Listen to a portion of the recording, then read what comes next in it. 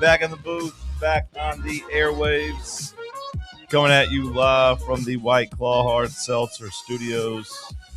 Happy Tuesday morning to you. John Reed, Cody McClure, back in your eardrums. The P team gonna bring the flavor. Sam Beard, Bad News Bubba, aka Bubba the Bay. Bubba the Bay. Cody, what's up, dog? Yeah, good morning. It's good to be here. Good to be anywhere. I hope everybody's doing good. I'm all right. I'm alive. It's good. It's a beautiful day here in our fair city. Be nice and hot again today. So we look forward to that. Another day the Lord's blessed us with. Amen. How you doing? Same old same, man. Shoulder hurts. My tummy hurts. I am. I'm tired. Yeah. I just want to watch soccer. Me too. A great sport. A wonderful sport. Lots of fun. Always enjoyed it. Always loved it.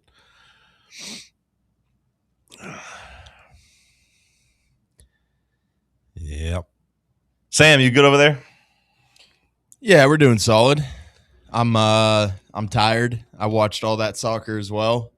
I was locked in yesterday though. Some great matches. And then I watched a very interesting Netflix documentary on the the Russians doping in the Olympics. It's called Icarus. Very, very good documentary. Some dude who basically just I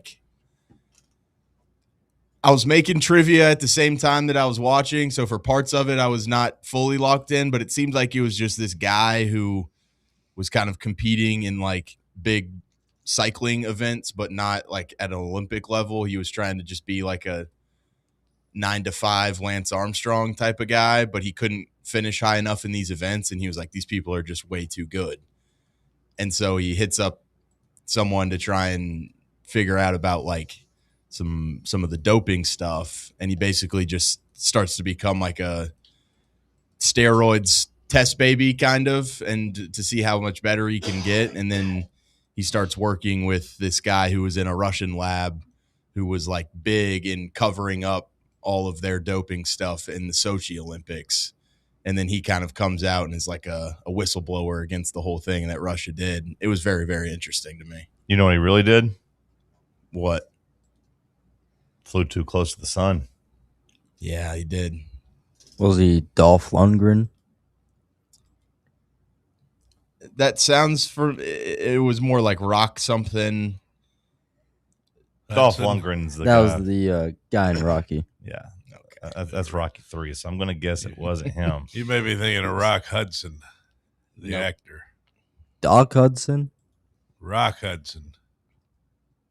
It's a great actor. And by Rocky 3, I, of course, meant Rocky 4, actually. That's what I figured you meant. Rock Hudson was a closeted homosexual, but at a time in Hollywood, it wasn't really accepted. Is that what that movie The Lobster is about? I don't know.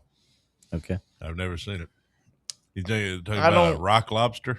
Like a Maine? I don't think that really. It's been a while since I've seen it, Bub. I don't think there was anything about homosexuality in it. His peers in Hollywood knew that he was a homosexual, but a lot of people in the mainstream didn't. It was a different time in the country. You got to remember. You had to go find a lover by the time you were 45. Right? Is that right? Or no, maybe it didn't have anything like that. You got 45 days to find a lover, or else they turned you into an animal. Was Rock Hudson in that movie?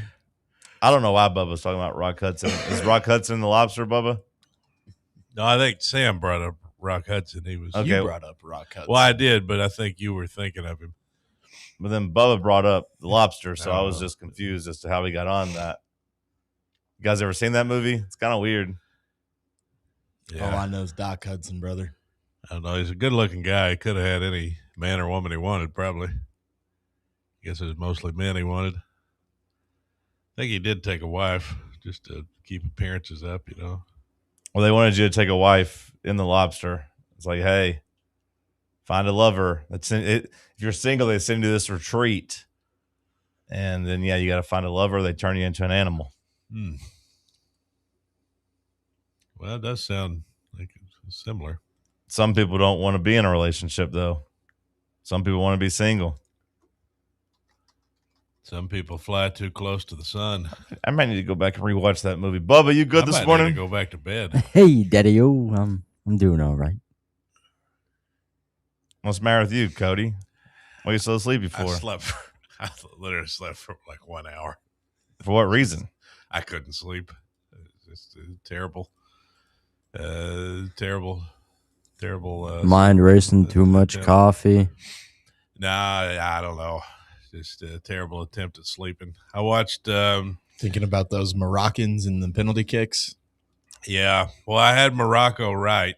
I picked that upset, but of course I didn't have the other one. That I don't think anybody had the other one in our terrible World Cup soccer games yesterday. I mean, good games, I guess, but I don't know how I feel about these penalty kicks as a new fan of the sport. Well, what do you mean? I'm not sure I like them. Yeah. You play 90 minutes for it to all come down to that. You think they just keep playing?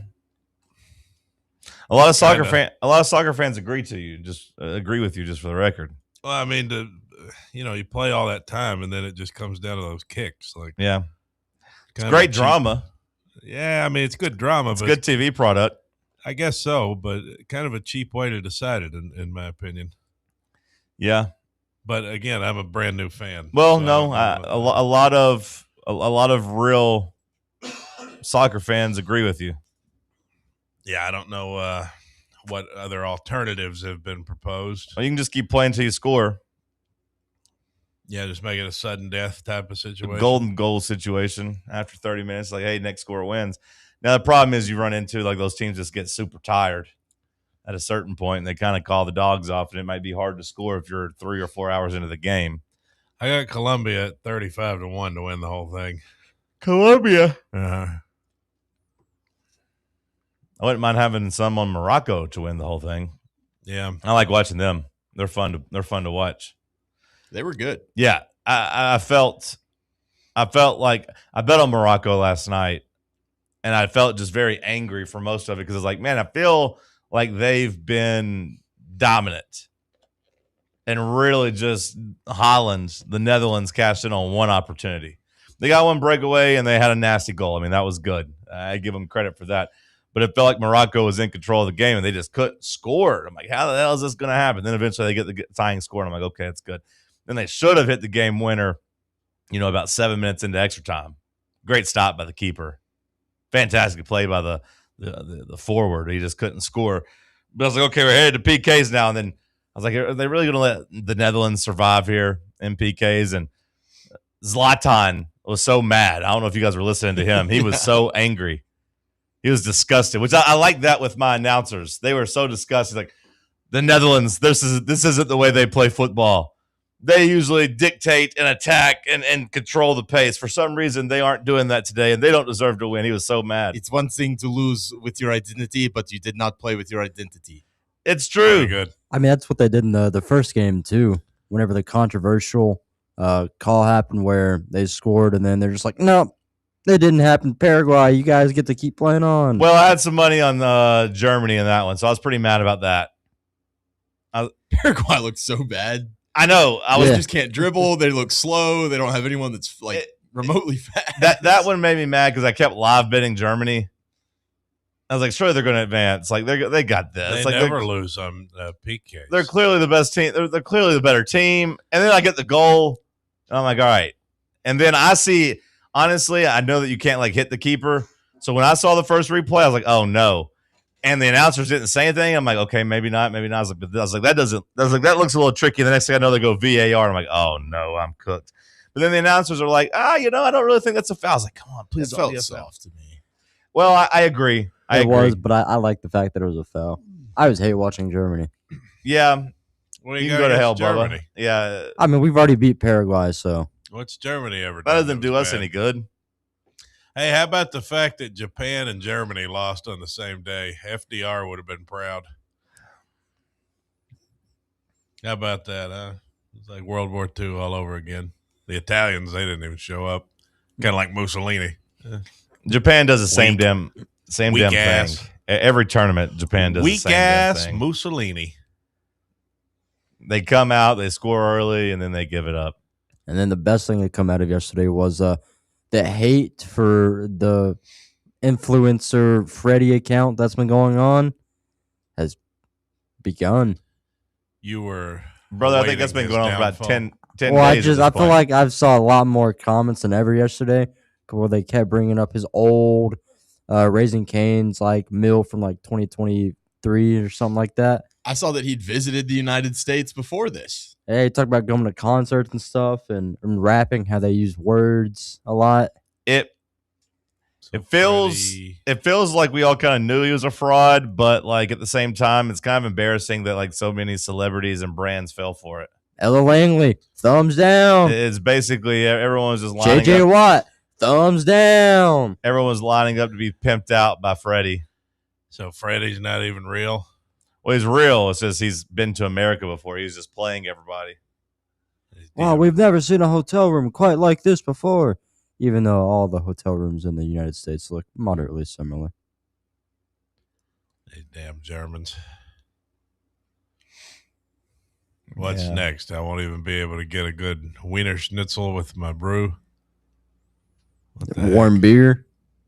Yeah, what the heck's up with that? No pretzel. Have you heard the new Ella Langley song? Because I think it's terrible. I know she's like the new sensation. You know, everybody's all about her. I really like That means Cody's going to push back against her. So what song are we talking about? the new one. And if you'd let me finish, I was going to say I like the Texas song Mhm. a lot. Mhm. The Jews in Texas, that's a good song. But the new one is, I find to be very annoying. Be her. Yeah, That's a great song. that checks out. That's a great song I find it to be very annoying. because she's popular now. She wasn't popular when Choosing No. Texas came out. Now it's time for Cody to No. not like her. Nope. Clearly, I liked that song. Thought it was good. Don't like this one. Find it annoying. Just two different opinions.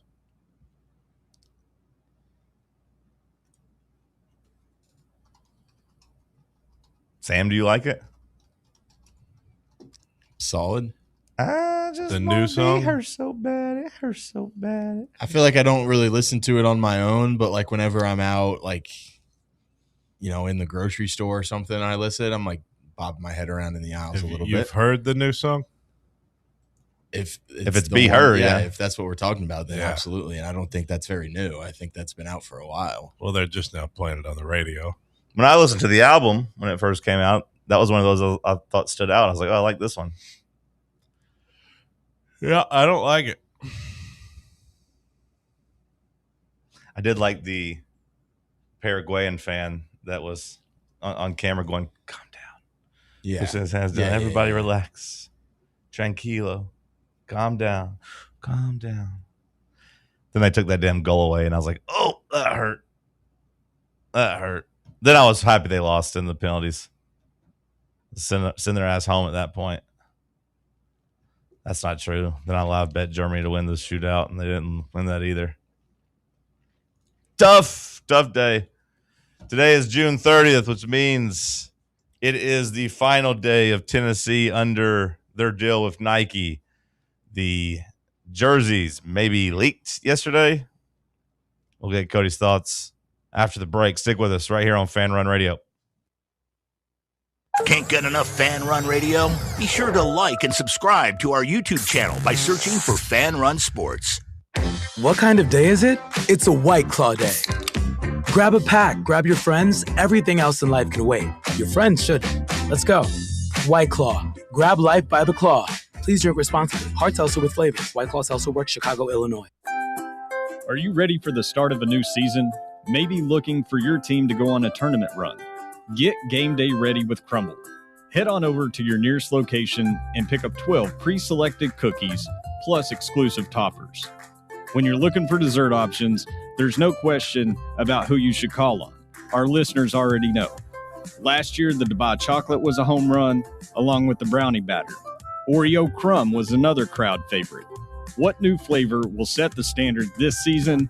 If you're in the Knoxville area, there are 3 locations ready to serve you: Clinton Highway, Parkside Drive, and Maryville. Download the Crumble app to build your best lineup and vote on the best combos.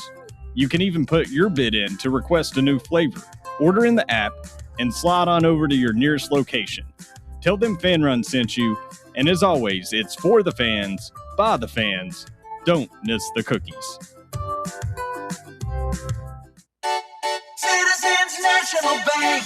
Life is more fun with a Good Life account, offering extra benefits, including bank travel. Experience the trip of a lifetime to Ireland. Explore rolling green hills, historic castles, and charming villages across the Emerald Isle. Get in on the fun. Call 865-429-7935 today. Citizens National Bank. Banking never felt so good. Member FDIC.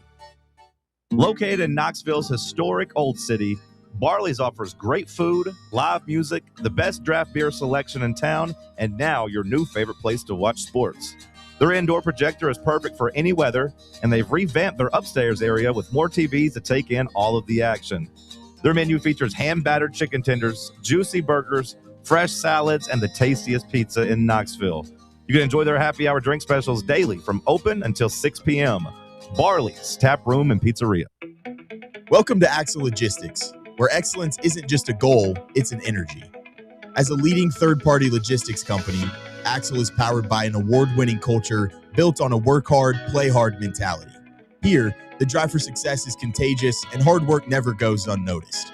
Whether you're just starting out or looking to level up, Axle Logistics is the place to launch your career. Join us and take your ambition to the stars. To learn more, visit axlelogistics.com. Hey, Vols fans, Cody Brown here. I grew up right here in Tennessee and know what it means when someone says, I've got your back. That's why you can trust Farm Bureau Insurance of Tennessee. Whether it's your home, your vehicle, your family's future, or the business you built from the ground up, we will show up for all of your insurance needs. We are Tennesseans who understand what matters, which is doing right by you. Insurance is not all about just paperwork and policies, but it's about the people we insure every day. So if you want insurance that hits home, give me a call at 865-992-3871. Go Vols.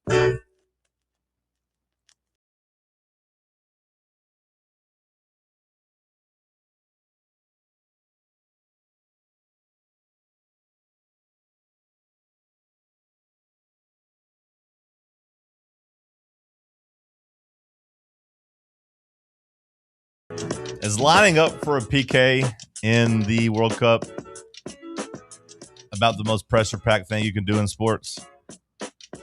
Because I feel like that's about as tough as it gets. Do you count rock climbing as a sport? Can we not do like penalty shootouts in like the Stanley Cup? Like Game 7? We don't do those, do we? Like in hockey, we don't do that in the playoffs. We just keep playing until they score. Egg on my face. Thought you were a hockey guy. It's not the only Thought you thing were a on hockey your guy. face. I'm not a hockey guy, but I know at least know that.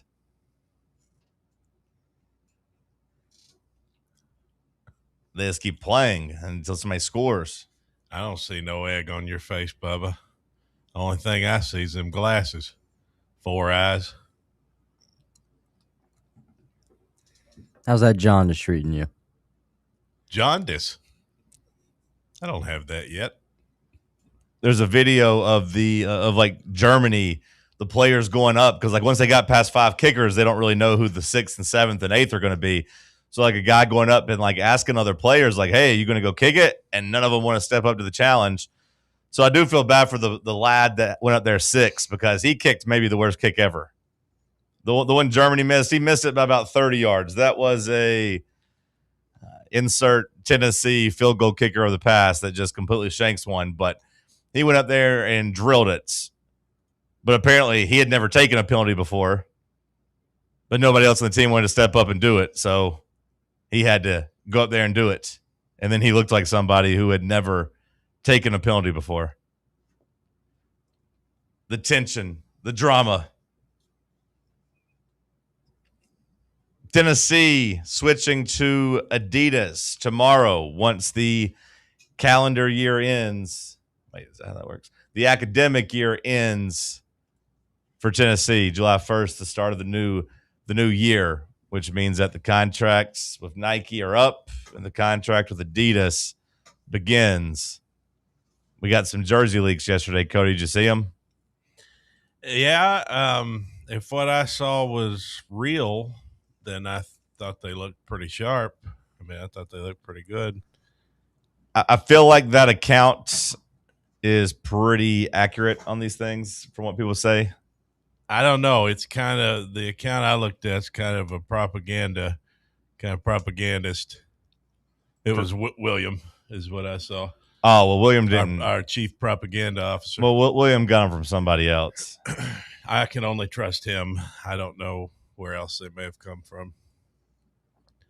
I only believe what I read from William. Well, I do believe William got them from an account that has a pretty good track record. I think William's got a pretty good track record himself, but these leaked from a random. He is our Goebbels. A random college football that also had Penn State's. Going back to Nazi Germany there. It's an old reference from the 40s. If that's what they look like, I think they look pretty good.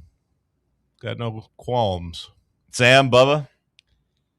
Yeah, I don't have too much of a problem with them. Good size number. The logos are microscopic. I do wonder if that is just kind of the mock-up type thing. Yeah, like they're not that those won't be accurate for scale. Yeah. It also and like the orange doesn't match the logo on the uniform jerseys. Like I think that stuff will kind of work itself out. And it kind of threw me off that we got just the orange and the black as the original post. Like I kind of would have thought it would just be the orange and the white jersey, and then we'd kind of see the black as stuff would come out. Well, the white really got released too. I'm pretty sure it did eventually. That's the one I like the most, is the new white one. I think the white looks great. The big block letter or big block numbers with the black outline. I think the white looks great. Yeah, I'm a fan of the white. Are we back to big black block? That's what it seems like. Hashtag BBB. Well, on the orange jersey, no, and on the black jersey, well, no. No, I mean on the like we used to have though, the away jersey. Yeah, that people love those. Circa 2006. I'll always remember those jerseys. There's not enough flair in these for me. That's funny you say 2006 because when I think of those, I think of like Peyton. The black outline? Yeah. Do we not have the black outline during Peyton? I'm picturing like him in the white, like with the big numbers. Yeah. Also because the jersey's showing number 16, so I think they're already kind of preconditioning. I think we probably had that in the 90s. Yeah. But I don't know. I don't remember. I think of 2006 for some reason. Okay. I think it's probably the Football Time magazine that I had with big. You remember Justin Harrell? Yeah, this is what I'm picturing right here. Big 92 on the. I'm picturing Peyton right there. Well, Google Justin Harrell number 92, and you'll see that we still had him. And I don't remember how long after that, but I know we had him up into the 2000s. If we can get those back, I'll call it a win just off the jump, really. Well, the worst thing is when we went to those Butch era away jerseys. Those were terrible. Which ones? With just the plain orange number with no outline. You don't Nike or Adidas? Adidas. You don't remember how ugly those were? I know what you're talking about. Look at Google like the Oregon game in 2013. That'd be a good. You'll see. I didn't like those at all. They had like a weird pattern. It had like a checkerboard background, kind of very weird looking. Just flat. I didn't think the Nike jerseys are very good either. Honestly, are we gonna go with back the orange to collar? I hate the orange collar so much. I like the Condridge Holloway throwback ones. Are we going to go back to a regular power tee, the fat power tee? Because wasn't it Nike that made us, that they slightly adjusted the power tee to make it skinnier, a little sleeker? I don't know. I'm unaware of the change there. Maybe I just didn't notice it, or maybe I've memory hold it, but Yeah, the power tee became slicker. a little bit slender. A little more slender. Okay. I'm wondering if we go back to the fat tee. Now that you're talking about it. I want to say that was a Nike thing, but I don't remember that for sure. I'm not surprised because it's what the internet does, but at the same time, I was surprised that so many people had a problem with these new jerseys on our Instagram yesterday. Like, it's one thing if they got dropped on like a Boomer Facebook page or something that had people upset, but like on the Instagram, we just had a whole bunch of people mad at the jerseys. A whole bunch of people like mad at Adidas before it even begins. And I'm just, again, I'm not really a uniform guy, so I don't know about the intricacies of it. But when I saw it, I was like, oh, this looks pretty sharp. But then I was surprised to see so many people disagreed with me. So many people are like, these are trash. Wait, you called them sharp and everybody disagreed? They said they were trash? I mean, they weren't like specifically disagreeing with me. I'm just saying I thought they were sharp. People are saying they're trash? Why are they saying this? Because it's almost the exact same jersey. Looks like ass, like I said they would. The absolute meltdown Phil and Jamie are going to have on the drive will deserve to be behind a paywall. Well, that's not necessarily negative. That's just someone saying they'll be negative. Oh, and I was just including that. Hope the money was worth it. Thanks, I hate it. Please, for the love of God, say psych. Anything but winning. Trash, trash, trash. Emoji, emoji, emoji. They certainly are something. Everybody just got a bitch. Well, that sucks. Bitch, bitch, bitch. Just puked in public at TS. I guess this is This. You guys can't type out this, Bubba. Hold on There's now. something on the end of that. This. Oh, okay. So it's not just, they're not just replacing the H and the I. Yeah. T is this and S is poop. Correct. Okay. Okay, that makes a little bit more sense. I was like, you're shortening it by 2 letters, but okay, I'll allow that. I'm confused. No. Emoji, crying emoji, crying emoji, crying emoji, thumbs down. I feel like if you do 3 crying emojis, you got to do 3 thumbs down. Those are certain things I feel strongly about. You got to have balance. They got the guy from The Simpsons, I feel like everyone was saying, man, just keep them as close to the Nike uniforms as possible and I'll be happy. And now the leaks come out and they look pretty damn similar to the Nike uniforms. They're like, this is an outrage. It's probably the dumbest thing there is. It's a jersey with a number on it. just as ugly as the old ones. As long as it's just not like egregiously bad. I mean, you can't look at that jersey and say it's egregiously bad. Looks like poop. Great job, guys. We got one guy defending, standing tall. Does no one ever just say, nice jersey?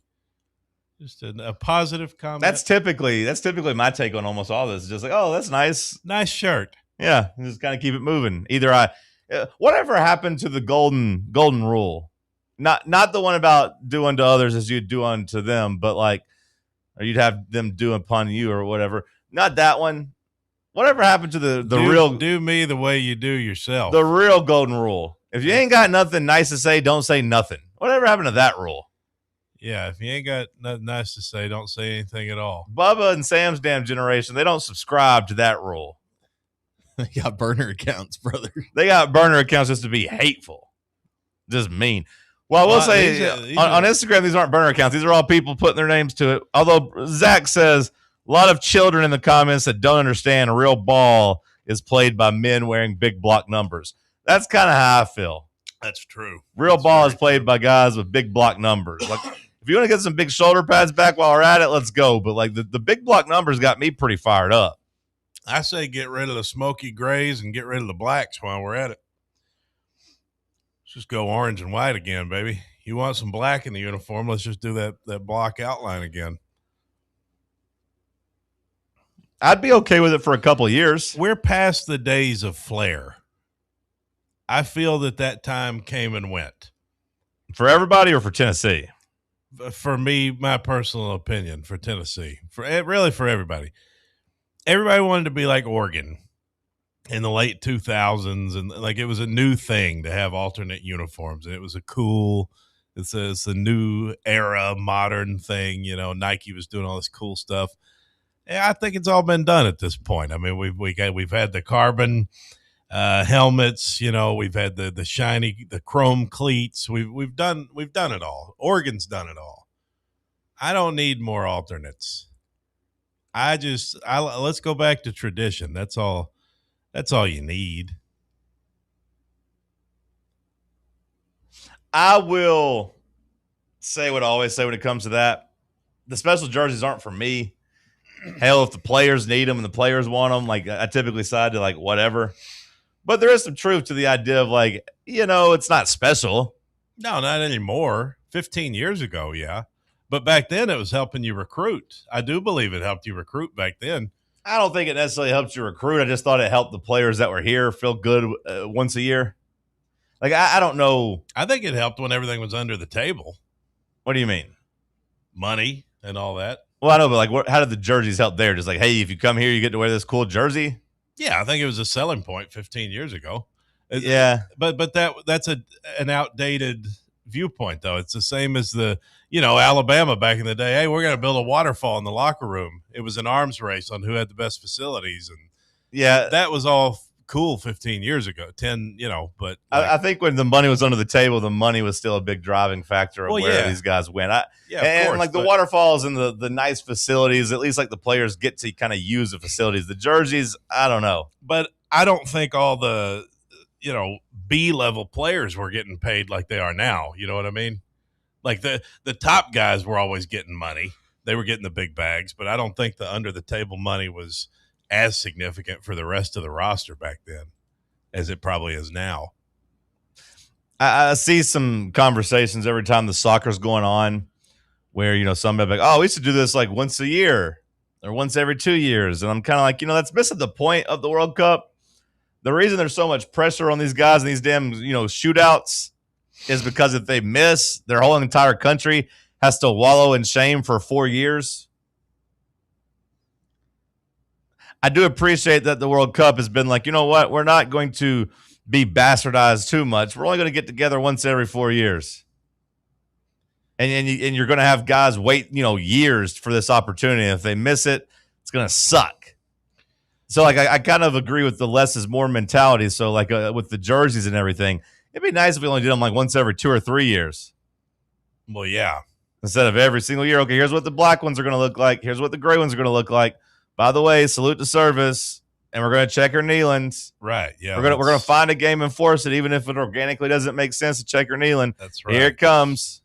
That's right. Dark mode in October whenever we're 3 and 4. Let's run it out there. Like, no, that seems dumb to me. Let's stop doing this every weekend of the year. I agree wholeheartedly. A little bit of absence to make the heart grow fonder is real, I think. Yes. Let's make it a long distance relationship with the blacks and the grays. You don't have to. You don't always have to be apart to get that spark, but man, like on the long distance relationships, when you haven't seen each other for a couple weeks, that spark is there when you finally get around each other. That's right. Yeah, we all know about that for sure. Some in the chat are saying the black or the outline is not real. Is that real that it's not real? Oh, I don't know. I saw it. Hell, I don't know. I'm not good at the internet anymore. Bubba and Sam's generation just wants to fool everybody. Just wants to dupe everybody. Oh, look at the boomers. Oh, look at the millennials. Too stupid to know what's fake or not. Someone's saying the white one isn't real, but maybe they're just trying to dupe us by reading the chat. It's sometimes it's kind of maybe they're playing chess in the chat. You know what I'm saying? Apparently, William reported the white pick going around isn't real. So I don't know. Okay. Well, that would be disappointing. Oh, no. John and Cody got fooled by the internet. Well, that's what happens when you get in your 30s. I know. We got unked. Yeah. Speaking of unks, how about this Golden State lineup they're looking at? LeBron and AD. I'm calling them the Golden guys. You get it? Skip Bayless called him the Olden State. Oh, that's even better. That's why he gets paid the big bucks. I kind of disagree. I think I kind of like the Golden guys better. Golden guys? Yeah. I think I kind of like that better.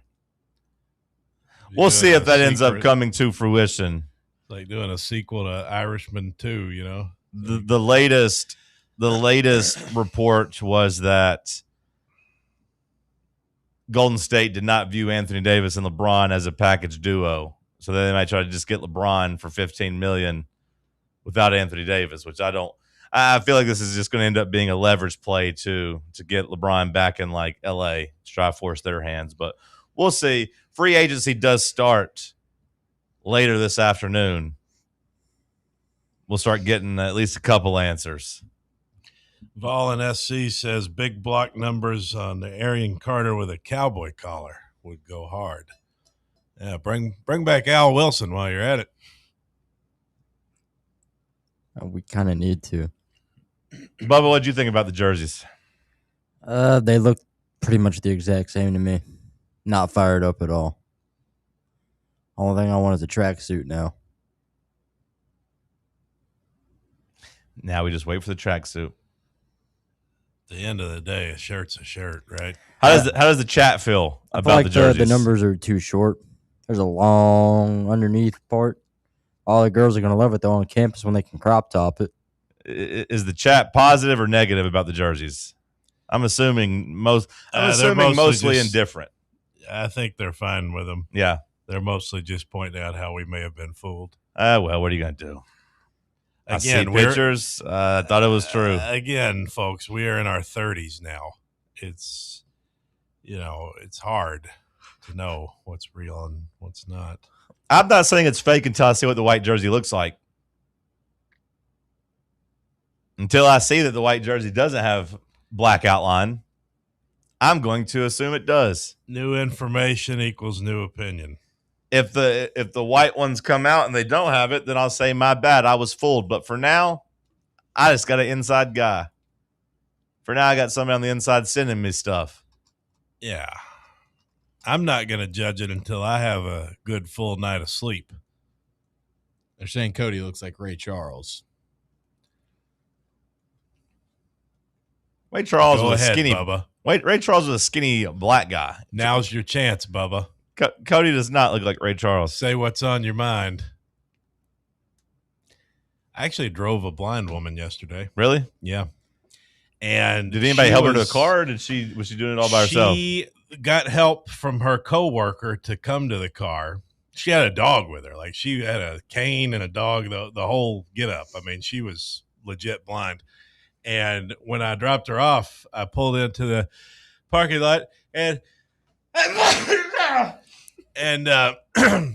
she asked me, she said, "Are we facing the door?" I said, "Yes, ma'am, we are. We're facing the door." She said, "Okay." I said, "All right, have a good day. Have a good night. You too." Pleasant interaction. And I started to back up, and she just stood there with the dog and kind of started moving the wrong way. But I didn't know the protocol. You didn't get out and offer to walk her to the door? No, because there's like another side to that. That's like, no, I could do it myself. Well, I think that's what I always. But I still think it's okay to ask. Be like, "Man, would you like to walk? Yeah, would you like me to walk you to the door?" Especially if she asked if you're facing the door. Be like, "Yes, would you like me to take you there?" I think I don't know. I was in my head about it because I felt like she probably wanted to be independent. Well, then she would be like, "No, I got it." Well, she didn't ask for help. I mean, well, I know. I gladly would have helped her. Not gladly. You didn't offer it up. You didn't offer, so you couldn't have been too glad. I don't think that's on me. 100% it's on you. You're a rude person. No, that's just you trying to paint me as a bad guy. How dark was it? Huh? How dark was it? It was the dog. He was kind of light colored. He was Sam. tan. She's blonde. It's very dark. The time of day. Oh, now we're making jokes, huh? What was the You call time of me a day? bad guy? Well, no, it doesn't matter what time it was. She's blind. She can't see. You call me a bad guy, and you're over here. I would have making 100% jokes about I it. was offered. more asking in the sense of Cody. Oh, he's I talking feel about him like being in scared of Cody's getting like past, he might not be, one to go out and just pitch black, go open up doors for. Oh, Uber no, it wasn't drivers, dark. It was like Uber in the riders. evening. Okay. It was in the evening. If her coworker brought it out, I'd imagine it was kind of an end of a work shift. I mean, I guess she could work nights, but I mean, we were at her. I pulled right up to her door. I got her as close as possible to the door, and she said, "Are we facing the door?" I said, "Yes." that's and she said, "Okay, have a good night." And I said, "Have a good night." that's your And opening to be like, yes, would you like me to walk you to the door? And then she could be like, that's no. Also, that's not in my job description, but You can get a good tip that way.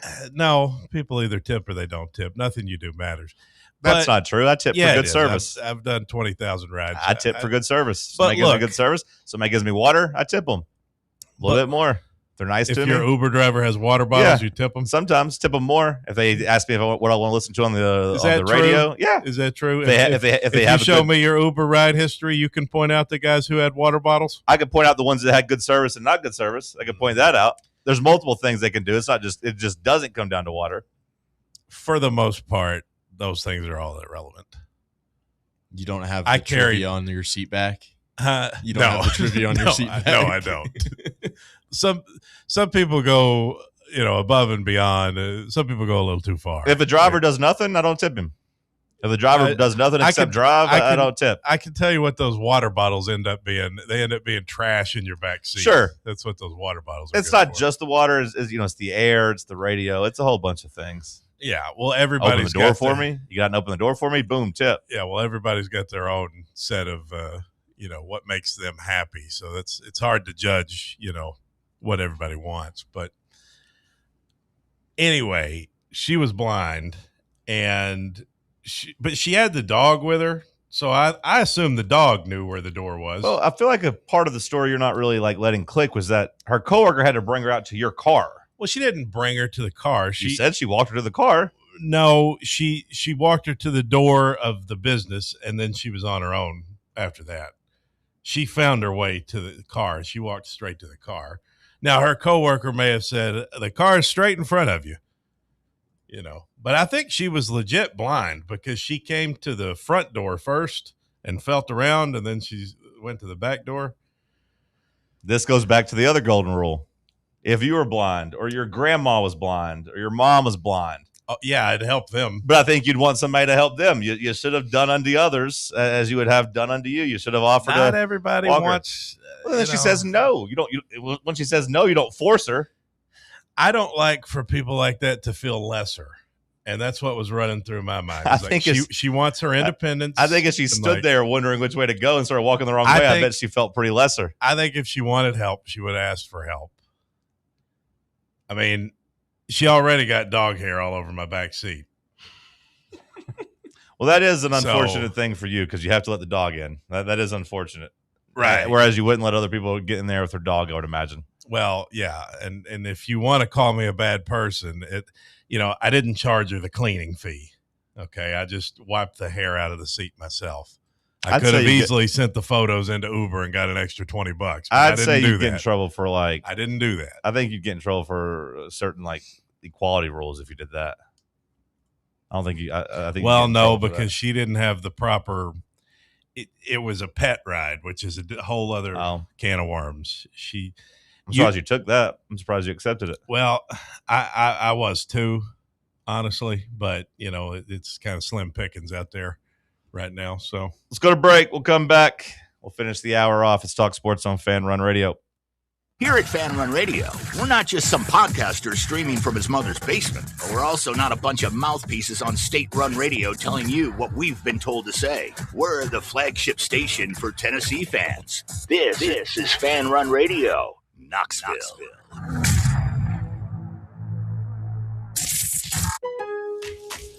Planning for spring at Lowe's means big savings on outdoor power equipment, and Lowe's knows nothing feels better than free.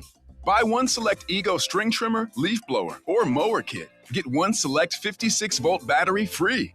That's up to a $299 value. Power through spring with Ego, the #1 rated brand in cordless outdoor power. Because Lowe's knows home improvement. Valid through 4/3 while supplies last. Selection varies by location. A brand built in Tennessee and born from the love of the game, Inward Half revolutionizes golfing comfort. Crafted by a former pro and dedicated enthusiast just like you, our luxury performance wear guarantees you stay cool and comfortable through every swing and every day. We're not just a brand. We've set out to create a lifestyle for those who understand that impeccable style and premium performance are a hole-in-one. Enjoy the walk-in with Inward Half. Are you thinking of buying a home but don't know where to start? Well, call VFL Josh Travis, your local mortgage expert with Foundation Mortgage, based right here in Knoxville. Whether it's your first home or your forever home, he'll keep the process simple every step of the way. To get started, visit mortgagebrokerjosh.com or call 423-312-9777 today.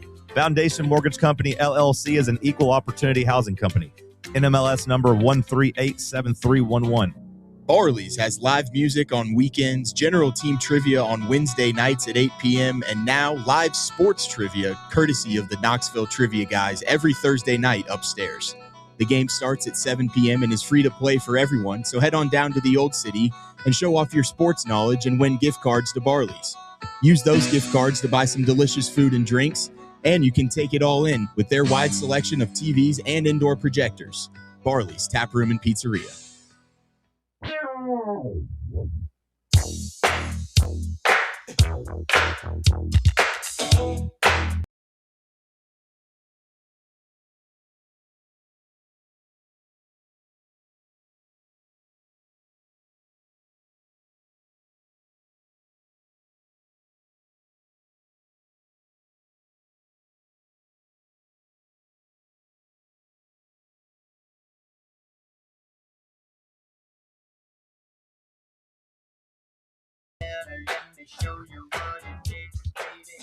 No fashion show on the docket for Tennessee and Adidas.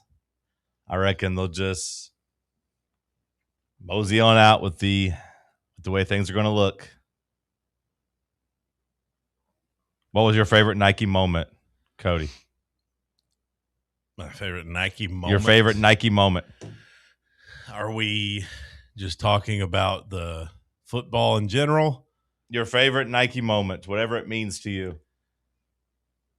I don't really attribute any of it to Nike. Okay. Because basically, I mean, I guess you'd just be asking what's my favorite memory since 2015. Pretty much.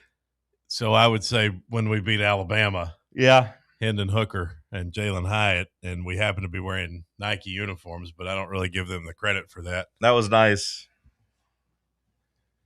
What was your favorite piece of Nike apparel? The last pair. The last pair of what? I don't know. Yeah. It never mattered to me. Yeah. It really never mattered at all. I'm trying to think back to where I was at in 2015, and I'm like, did I care then, or 14 or whenever that was? Did I care when we went to Nike? Was I thinking, oh, hell yeah, we're a Nike school now? Maybe I was, but I don't really remember that. I don't remember how significant it was. I bought a hoodie on a clearance sale. They were trying to get rid of Nike.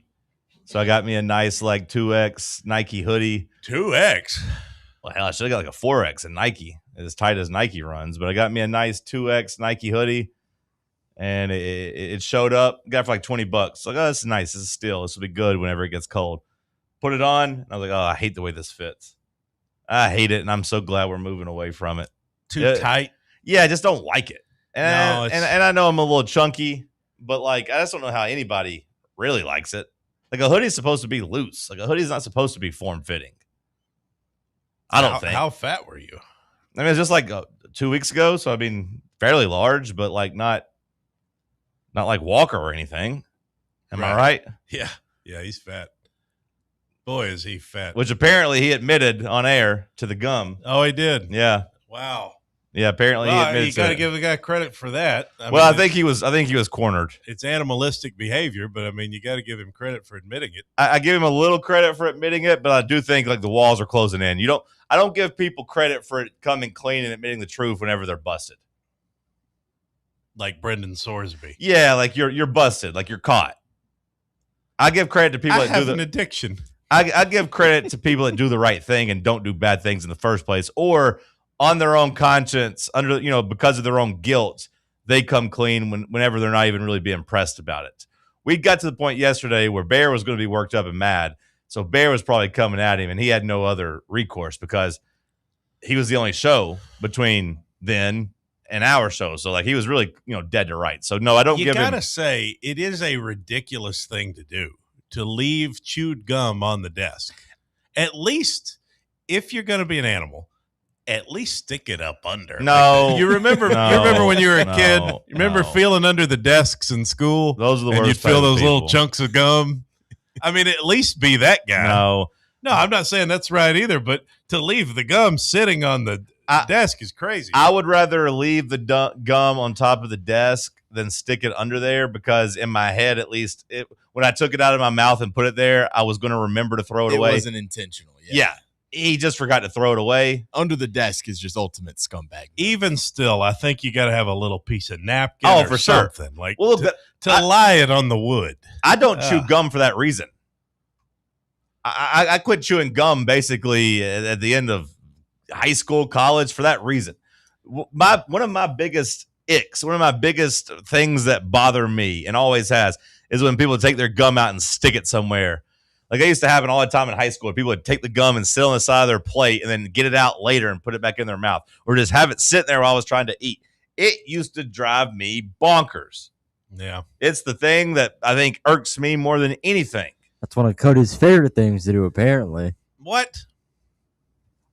I don't chew gum. Where are you getting that information from, Bubba? He just smiled whenever talking about. I mean, he suggested putting it underneath the desk over here. I'm talking about when you're a kid. I haven't done that as an adult.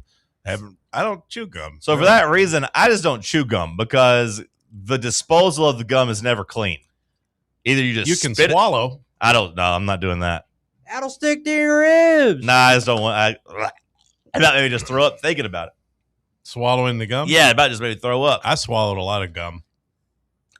Having a reaction over here. I hate gum. You don't like the word swallow? No, it's not the word swallow. It's just the vision, the texture of the gum going down your I think if we talk about it enough, John might throw up on air. I might. Let's see if you can make that happen. This is triggering me. Stop it. But I just old mouthful of juicy fruit. The gum, you chew it so long that it becomes just like grainy, and then it's just falling apart. And you just swallow the grainy gum textures. The thing I hate about gum is it doesn't last long enough. Like you chew it for 5 minutes, all the sweetness, all the goodness. You're buying the wrong brands, brother. I'm buying the big ones. I mean, I feel like. And then after 5 minutes, you're like, how do I get rid of it? So then, then you either put it on a plate somewhere, you put it in a napkin and sit there, you spit it on the ground. I hate it. Gum sucks. Do you feel the same way about Zen? What do you think the proper Zen disposal is? Because you guys don't swallow those? You tell me what you think that people should do, and then I'll tell you what I do. You should swallow them. You don't swallow them. Put it back in the container's disposable feature on the can. Zen doesn't have that. So you guys are having to take those out of your mouth every time? Yeah, you throw them away. You don't swallow them. No, you don't swallow. It's a pouch. I didn't know if it dissolved, man. I don't know what the hell it is. I mean, I've accidentally swallowed some of them, but you don't swallow them on purpose. I mean, I guess if I was doing it, I would take a napkin and put it in my mouth and spit it out and throw it away. But I don't think that's what you guys do. I do that sometimes. Yeah. If I'm in an indoor setting or like this. But normally, most of the time you just see them like in a urinal. Yeah, in a public place, there's a lot of them in urinals. I've seen that. I just throw mine on the ground. That's good. I'm going to report you to whoever that's in charge of littering in Knox County. Kill the birds. That's good. To me, it's like the new cigarette butt, There's not as many cigarette butts on the ground. Throwing cigarettes on the ground's not good either. No, it's not good. You ever pull up to a stoplight with your window down and like a busy intersection and just look off to the left? Like, have you ever done that? You should try that sometime. Just pull up to a red light and then roll your window down and just look at the ground. And you'll see there's just 1,000 cigarette butts that have just been there since the 80s. I pretty much try to keep my window rolled up in my car at all times. In case somebody were to shoot at you? No, just the heat. Right. Well, that's what the weather outside. The weather's good. I mean, yeah, even when the weather's good. Like, the air conditioning's still. You don't enjoy a good breeze when it's 70 degrees? Sometimes. But, of the 365 days of the year, my window's rolled down for more than like 3 minutes, maybe 5 times during the entire year. I'll give it maybe 5 days a year. On one hand, At that most. makes me sad. What's on the other hand? Well, I don't want to say what I was thinking because I don't want to upset you. Hour 1 in the books. We'll kick off hour 2 with some headlines. It's Talk Sports on Fan Run Radio. The flagship station for Tennessee football. Fans. Fan Run Radio. Blackford Veterinary Surgery Referral specializes in surgeries not regularly performed by your pet's general veterinarian. They're currently accepting referrals from vets all across the country. With their newly renovated state-of-the-art surgery center and highly trained staff, clients can rely on professional and thorough care. If your vet says that your pet needs surgery or rehab, ask for a referral to Blackford Vet and let them get your best friend back on its feet. Located conveniently in West Knoxville. For more information, visit blackfordvetsurgery.com. Hi, this is Dr. Stephen Malone at Knoxville Smiles. Has it been a while since your last dental visit? If so, I'd like to invite you to come see us. At Knoxville Smiles, it's our vision to provide the best dental care in town in a relaxed, friendly environment. So if it's been a while and you've been putting it off, don't wait any longer. Come see us at Knoxville Smiles. You can schedule an appointment online at knoxvillesmiles.com or by phone at 865-539-1776.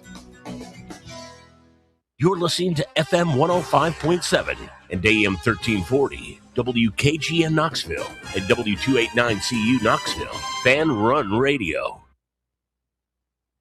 Are you ready to show off that confident, radiant smile you've always dreamed of? Well, here at Knoxville Smiles, we're ready to turn your dream into a reality. At Knoxville Smiles, we're more than just a dental practice. We're your partners in achieving optimum oral health.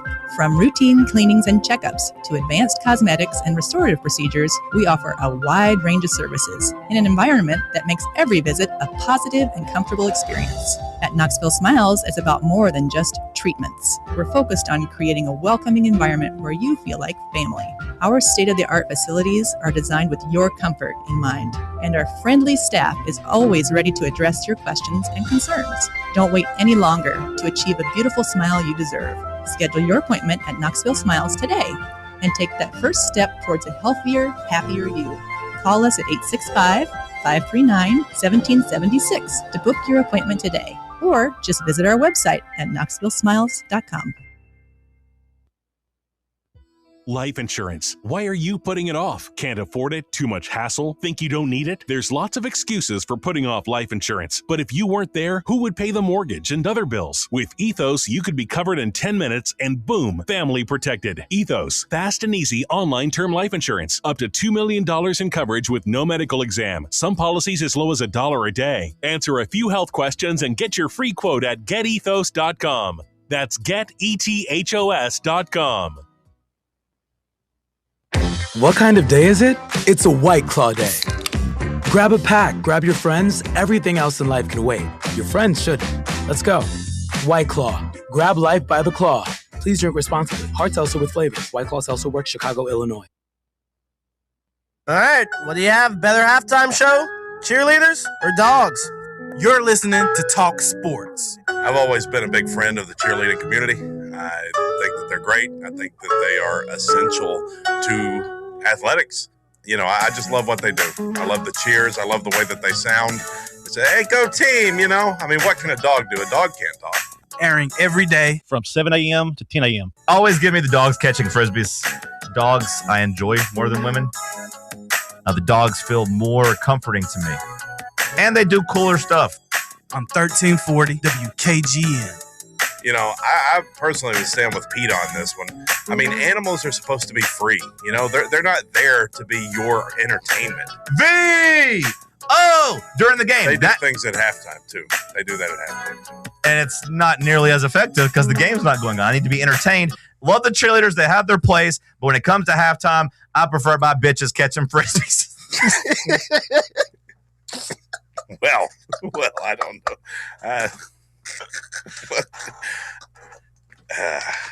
Man, I miss my dog. Many nights when I'm high,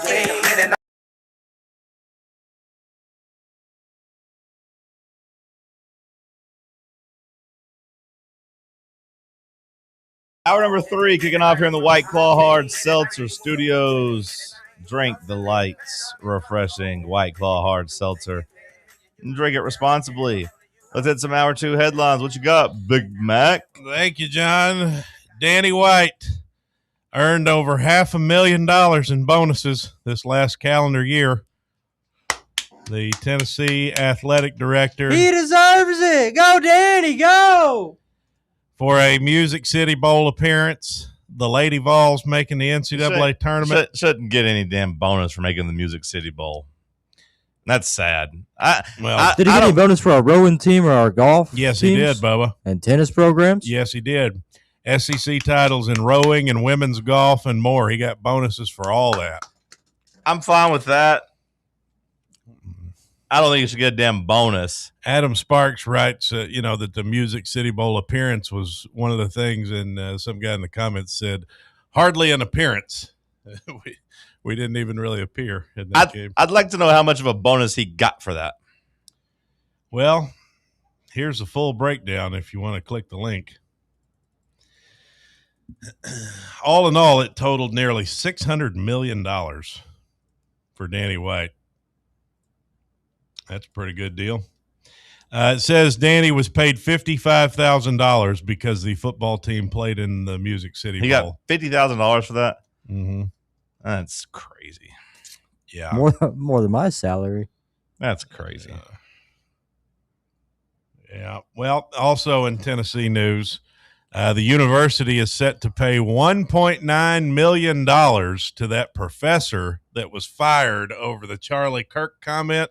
You remember that after Charlie Kirk got shot and that woman said the world's a better place without him and they fired her? I remember how mad you were about it. Well, they fired her ass. Dondi and Randy came together and they said, we're going to fire you. What's the woman's name? Tamir Sharirahan or something. She got $1.9 Tamara Sharininen. She got $1.9 million. Yeah. They have approved, a settlement has been approved to pay her $1.9 million. Because she sued him. And looks like she's coming out all right on that deal. Can ADs donate to their own athletic programs? Yeah, I think Danny White's done that before, hasn't he? Or he's donated to the school at least. He should donate that $55,000 at least from the Music City Bowl. Remember when we convinced everybody that Butch Jones was given his bowl bonus to the Gatlinburg fire relief? We tried to bully him into that. Yeah. He didn't do it. He took his bowl bonus. Remember when we loved Danny White because he just put the letters back up on the stadium? I still like Danny White. Yeah. Well, you're in the minority these days. I don't think so. A lot of people don't love Danny White. Just some like-minded individuals about their bread. Some people just got a echo chamber that hates Danny, but I think for the most part, people still like Danny. You think the majority of people like Danny? Maybe not on Twitter. Some people see the silver lining when he hires his brother in to replace Rick Barnes. We'll see what he does at Georgia. That will be the ultimate downfall. We'll see what he does at Georgia. Maybe if he gets things going at Georgia, who knows? If we hire Mike White, that's the official time to pull the plug on old Danny at that point.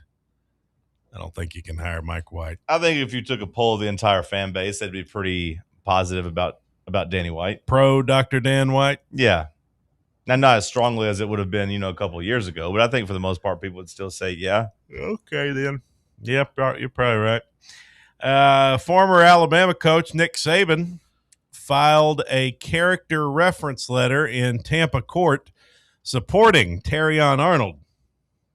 Terrion Arnold, of course, the Lions corner NFL player who has been released as he was arrested. His bond has been set at $1 million on charges of armed robbery and kidnapping, the team announced Monday.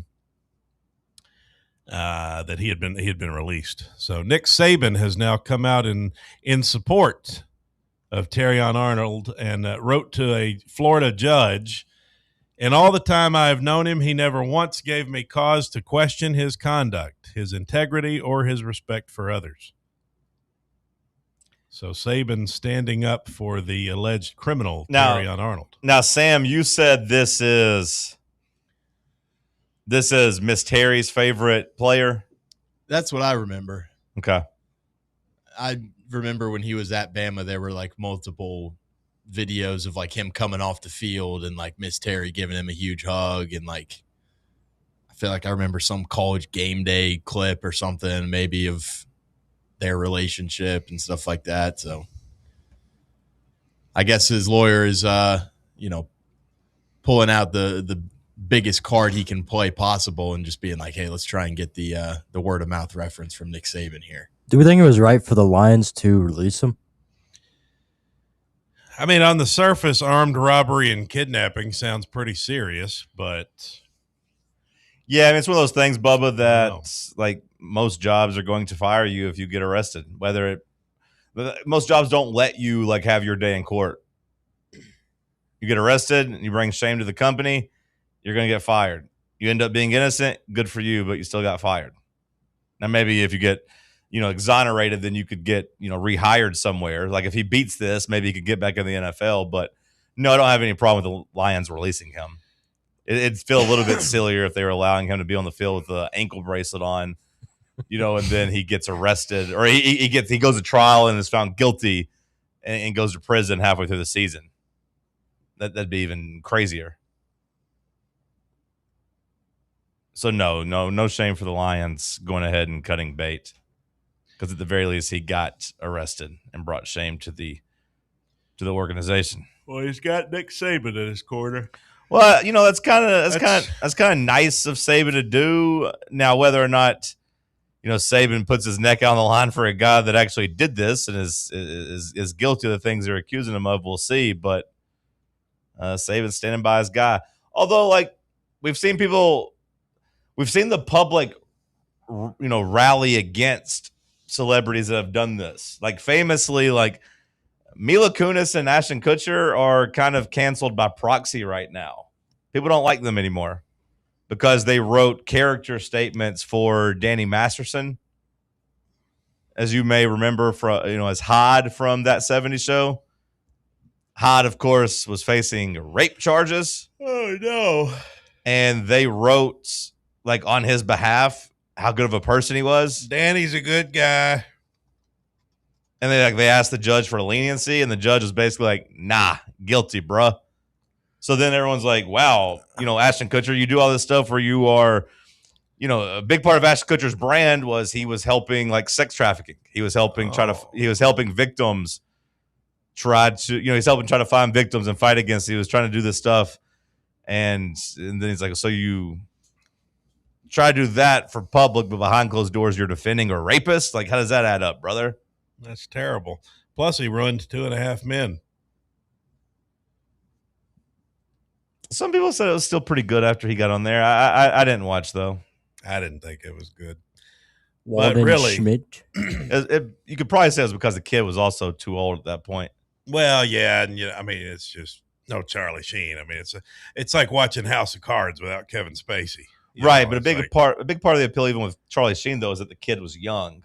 Yeah, and then all of a sudden the kid was like grown, like an adult. Yeah, it's a different dynamic. Yeah, sure. I don't know if Charlie Sheen would have made that work either.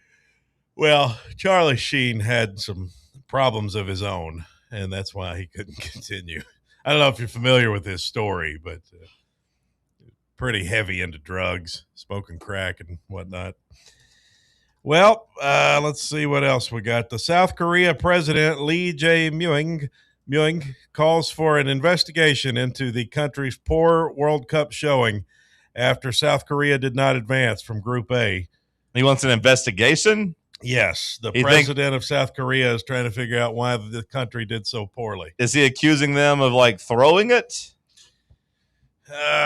Or is he just saying, hey, we got to, like, by investigation, it means we just got to go back in and kind of look and reevaluate our entire procedure here? Because those are two different things to me, right? Well, like if something goes bad with the show, and I'm like, hey, we need to reevaluate things and just kind of see what we're doing wrong. Yeah, maybe move it to the afternoon. That'd be one thing. But if like you're saying, I need a full-fledged investigation as to what happened here, that to me implies that you think there's some type of criminal activity or some type of nefarious acts going on. Well, there was some drama because I don't know if you're aware of this, but the coach resigned. the South Korean coach, Okay. Hong Myung-bo, he resigned. And so that's part of why they're looking into it. Why did he resign? What happened? Okay. And internally, the South Korean president, Lee Jae-myung, was utterly baffled, he said, by the showing and questioned why Hong was selected as the coach to begin with. So the South Korean president, not a fan of the coach Hong who stepped down. Okay. So I'm sure we'll have an important update on that at some other time. And this is in South Korea? Yes. If it was in North Korea, we probably wouldn't be hearing about it. Because you know how they are with their propaganda. Yeah, no, I'm just wondering what's going to happen to this guy if something goes wrong. Send him over the border, you think? That's what I'm wondering. I don't know what type of punishment they have in South Korea. Yeah, probably. I think they're pretty, what's the word? Developed, pretty normal, I think, South Korea. Well, that's what I thought too, but like if we lost... I don't think they're lynching people or like if we lost in the Olympics in like the group stage, would we say like would the president come out and be like, hey, we're doing a full-fledged investigation here to see what the hell happened? I don't know. You couldn't see Trump doing that? Not really, but I guess when you put it that way, anything can happen. A Nashville reporter has quit the news industry to focus on Bible studies. She says she trusts Jesus to open and close doors for her. This was I don't know why the New York Post is writing about this, but she was a reporter in Nashville at the WKRN, the ABC affiliate there, Channel 2, Sophia Petrovich. She says she's quitting the news to go focus on Jesus. Who is this?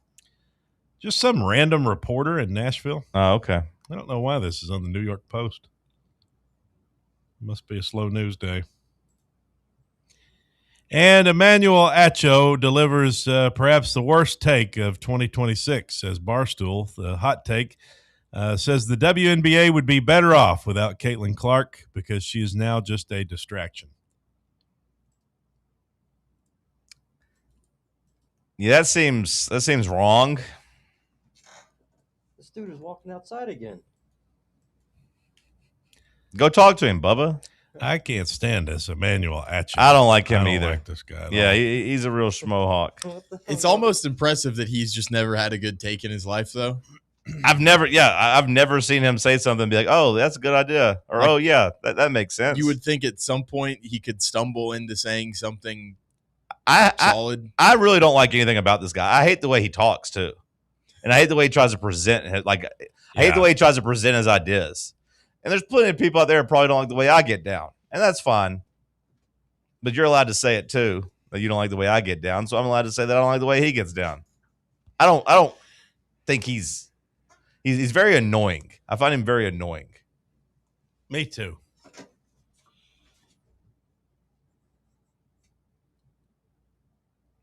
The WNBA needs to get rid of Caitlin Clark. What kind of idea is that? That's ridiculous. Preposterous.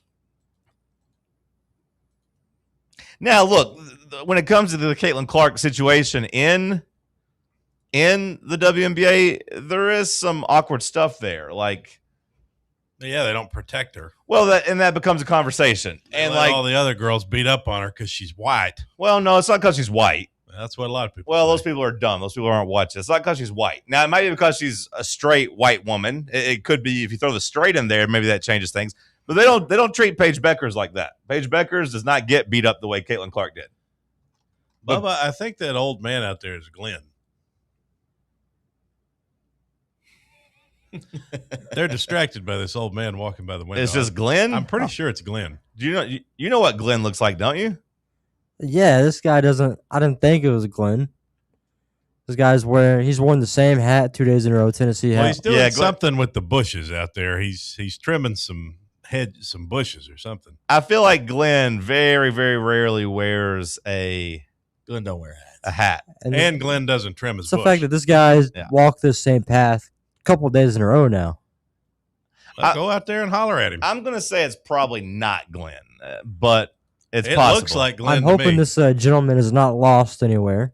If Bubba would quit being a coward and just go out there and ask and make sure everything was okay, we'd get an answer. Go run him off. Tell him to get off your land. Well, no, maybe he's doing something good. We don't want to be out there trimming the bushes. So don't run him off. He could be, a pesticide guy. But the WNBA girls, they don't. Could be a peeping Tom. They don't treat Paige Beckers like that. So it's not because Caitlin Clark is white. No, but Speaking of that's peeping got Tom. something to do with it. Now, Paige Beckers also likes women. Boy, does she. Speaking of peeping Tom boys. And Paige Beckers does go out of her way to try to champion, diversity. Oh, yes. She goes out and makes statements supporting like her fellow black athletes. So maybe Paige Beckers has what you would consider a pass. Is she the Jet Holmgren of the WNBA? What are you talking about? Just like the way she talks and the way she acts? Both are lesbians. Paige Beckers is much Both like better. oxtails and. Well, Paige Beckers is much better. Paige Beckers is a very good basketball player. She's a star of the league. Yeah, she's a top 10 player in the league pretty comfortably. Chet Holmgren's not that. She's better at her job than he is at his. He's just tall. But also, Paige Beckers doesn't necessarily come out and carry herself like a diva star, whereas Caitlin Clark has done that at every turn. This room's so bright without those sunglasses. Feel like a new man. Should Caitlin Clark switch to soccer? Is she a soccer player? She's athletic, got long arms. Yeah, you use your feet in soccer. She'd be a goalkeeper.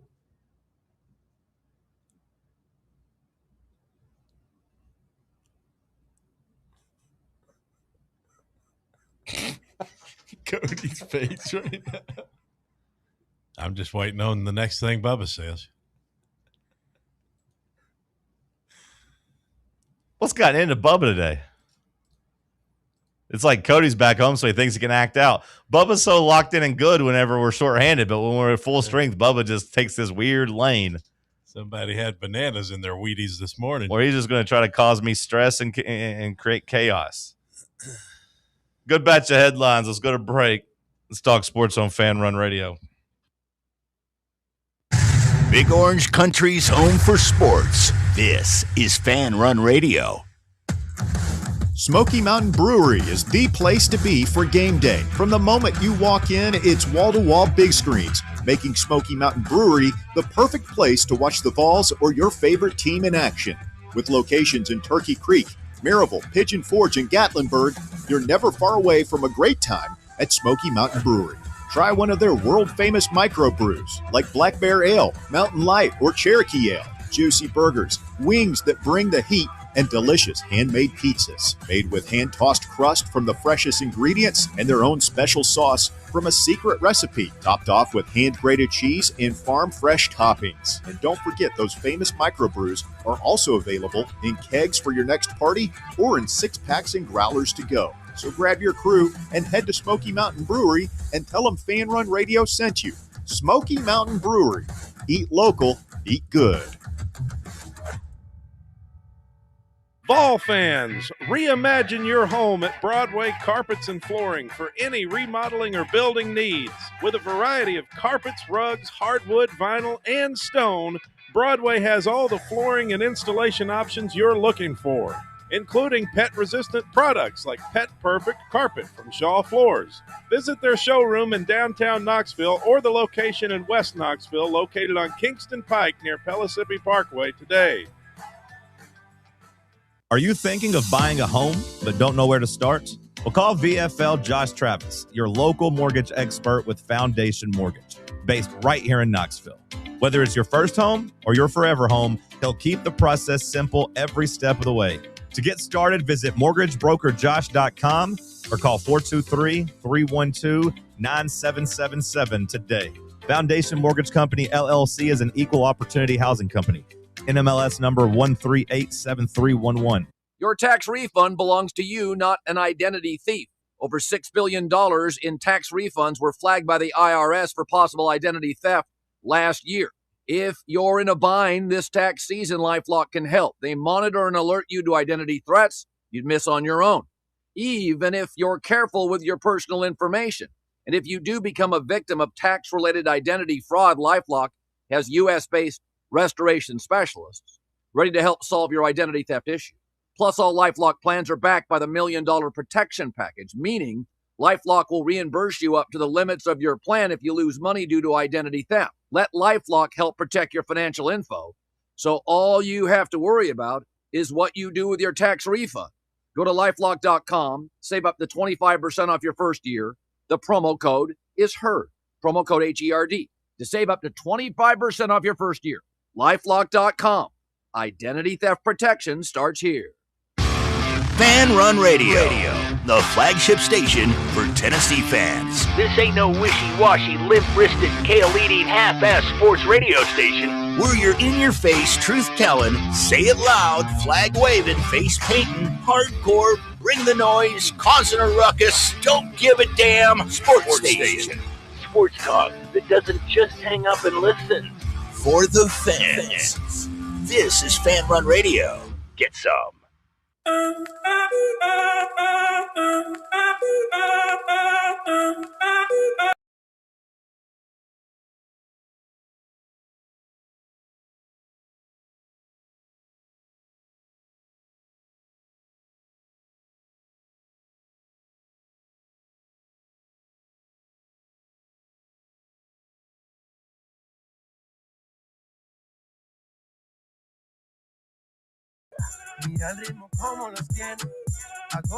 Has William made it in yet today? He's here, yes. Did you check in on him? Yeah, he seemed a little whacked out of his gourd. Yeah. I think he's on the acid again. Yeah. Is he just devastated? No, he just seemed high. I did some mushrooms when I was back home. Oh, yeah? With your mom?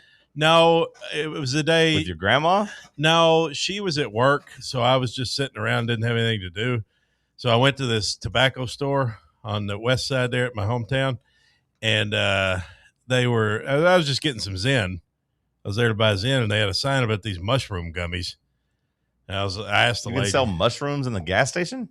Or like at a tobacco store? I don't even know how legit they are. Yeah. But I asked the lady, I was like, what's the deal with these mushrooms?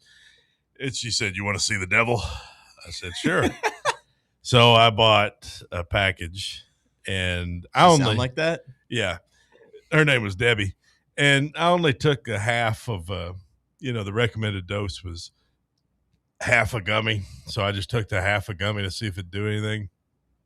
It got me a little spacey for a bit, but it wasn't anything special. It wasn't like doing actual mushrooms. Maybe if you took a full gummy, or maybe two of them. I don't know. I don't think I'll take the rest of them. You guys can have them if you want them. I don't. Bubby, I'll give them to you for Christmas or something if you want. When's your birthday? It's in the spring, isn't it? It's already passed, brother. Okay. Well, Catch you next year. I'll probably just throw them away. I'll give them to you if you want. They're legal from what I understand. They sold them at a tobacco store. So You got them on you? Not with me, no. I ain't got them with me. Brizzy writes in, would you say Paige Decker knows her place then, John? First of all, who the hell is Paige Decker? I think he's talking about Paige Beckers.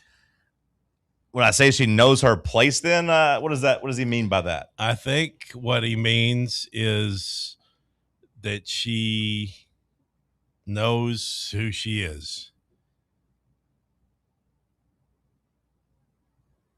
What does that mean? Resident Whitey.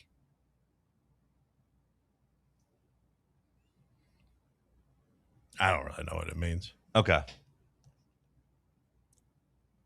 I think the Paige Beckers Caitlin Clark comparison comes down to Caitlin Clark just doesn't really seem likable. Is really what it No, but comes down it to. is kind of disgusting that they treat her the way they do. Sure. When she's brought that league all this notoriety. So you think they should bow down and just kiss the ring? Not necessarily, but I think there should be a medium. I think you should have a little respect for the person that the reason there's eyeballs on your product, on your game, are because of her.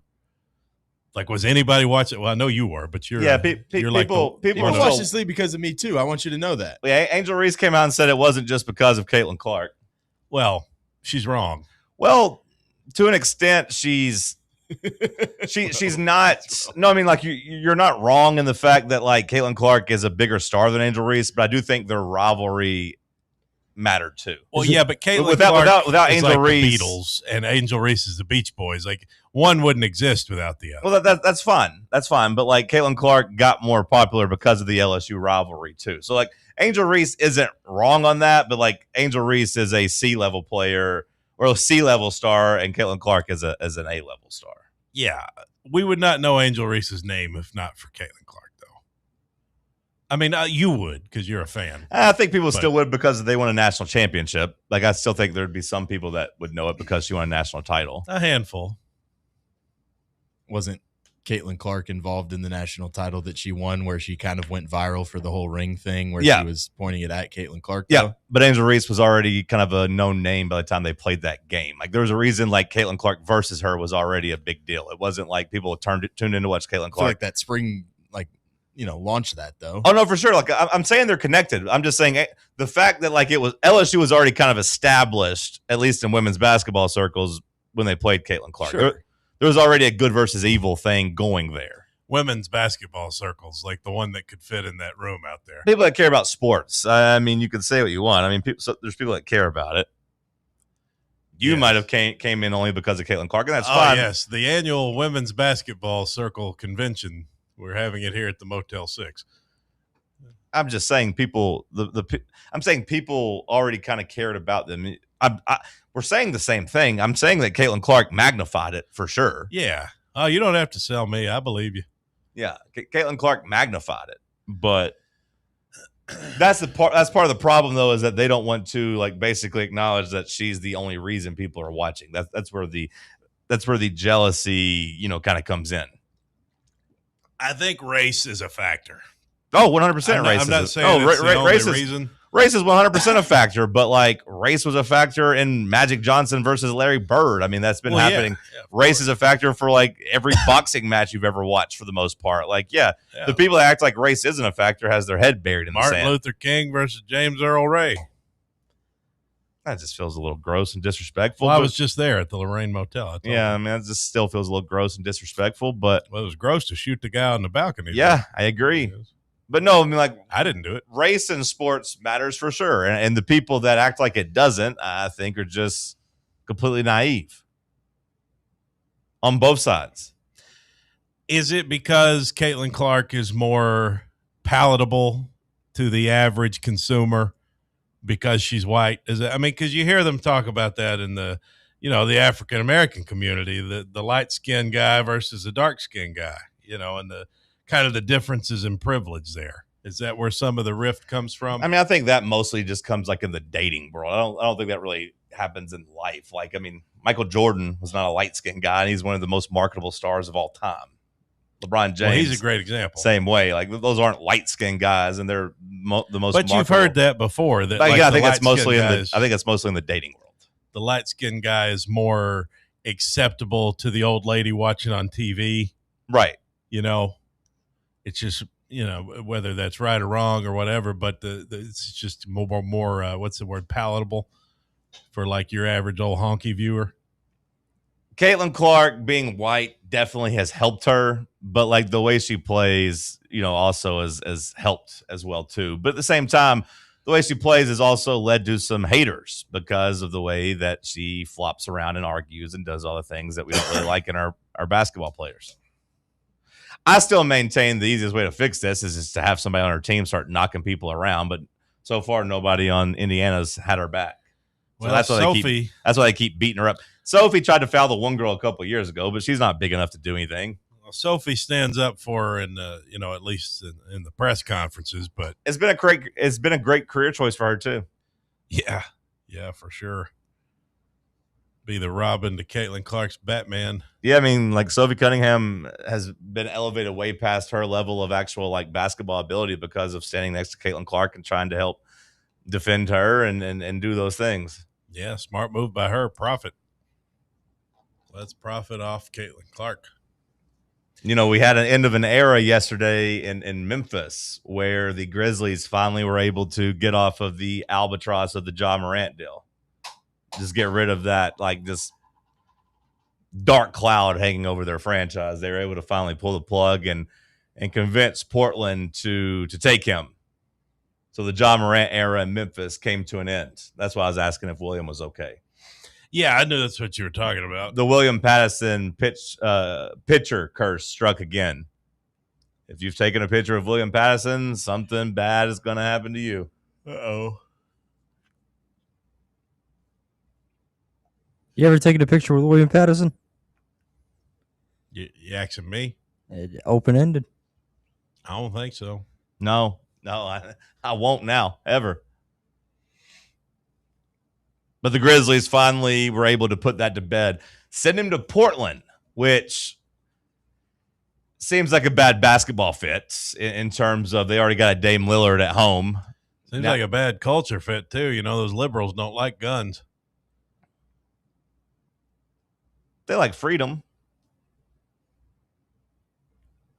Isn't Portland that the whole liberals? thing? And wasn't that the whole thing in Portland? It's like you can do whatever you want there? Well, yeah, they let you do any drugs you want. Yeah.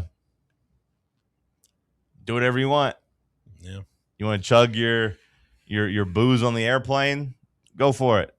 You know, maybe it'll be good for Ja Morant to get a fresh start and get out of Memphis. Maybe that's what he needs. I don't know if Portland's the place for his basketball renaissance just because, like I said, they already got a Dame Lillard there. So, like, are they going to bring Ja off the bench? Are they going to play Ja Morant and Damian Lillard, two of the worst defenders in the league, together? Are they going to try to reroute Ja Morant? Are they going to try to reroute him somewhere? I don't understand what they're going to necessarily do there. Yeah, your guess is as good as mine. They were able to get rid of one of the worst contracts in the league with Jeremy Grant, getting rid of him. So, like, Memphis didn't have to give up any draft pick compensation, but they did have to take on a bad contract. So they had to take care of Portland's problem for them. Very weird fits. Very weird move, but I understand why Memphis did it. Memphis just wanted him gone by any means necessary. They want to turn the page and just get to the Cam Boozer era. And you don't want to get to the Cam Boozer era with Ja Morant hanging around as a cloud over that organization or a shadow over the organization, whichever comparison you want to use. So they got rid of him, and now they can turn the page. Free agency starts later today. The Raptors and Clippers have apparently agreed on player compensation for the Kawhi Leonard trade. They are now trying to figure out the draft pick compensation and who's going to give up what to the other team as Kawhi Leonard does appear headed to Toronto, back to where he won a championship. So that's happening. That's where he's going to go. It's not finalized, but they've agreed to the player and the salary framework. They just now got to figure out some draft pick compensation. It does seem as if we found a picture of John and William together. Oh, no. Ruh-roh. What is it? You gonna die. Looks like maybe where are we at? Engagement party. Oh, damn. It is my engagement party. I do have a picture with William. Ruh-roh. William ominously writes in, be careful what you wish for. Oh, God. Did I hear right that Kawhi Leonard has only played in like 700 of his last 1,200 games? Did I hear that right on the radio yesterday? Something like that. Does that sound right to you? I wish I could remember. What 700 of his 1,200 games. So 1,200 games, 80 games a year.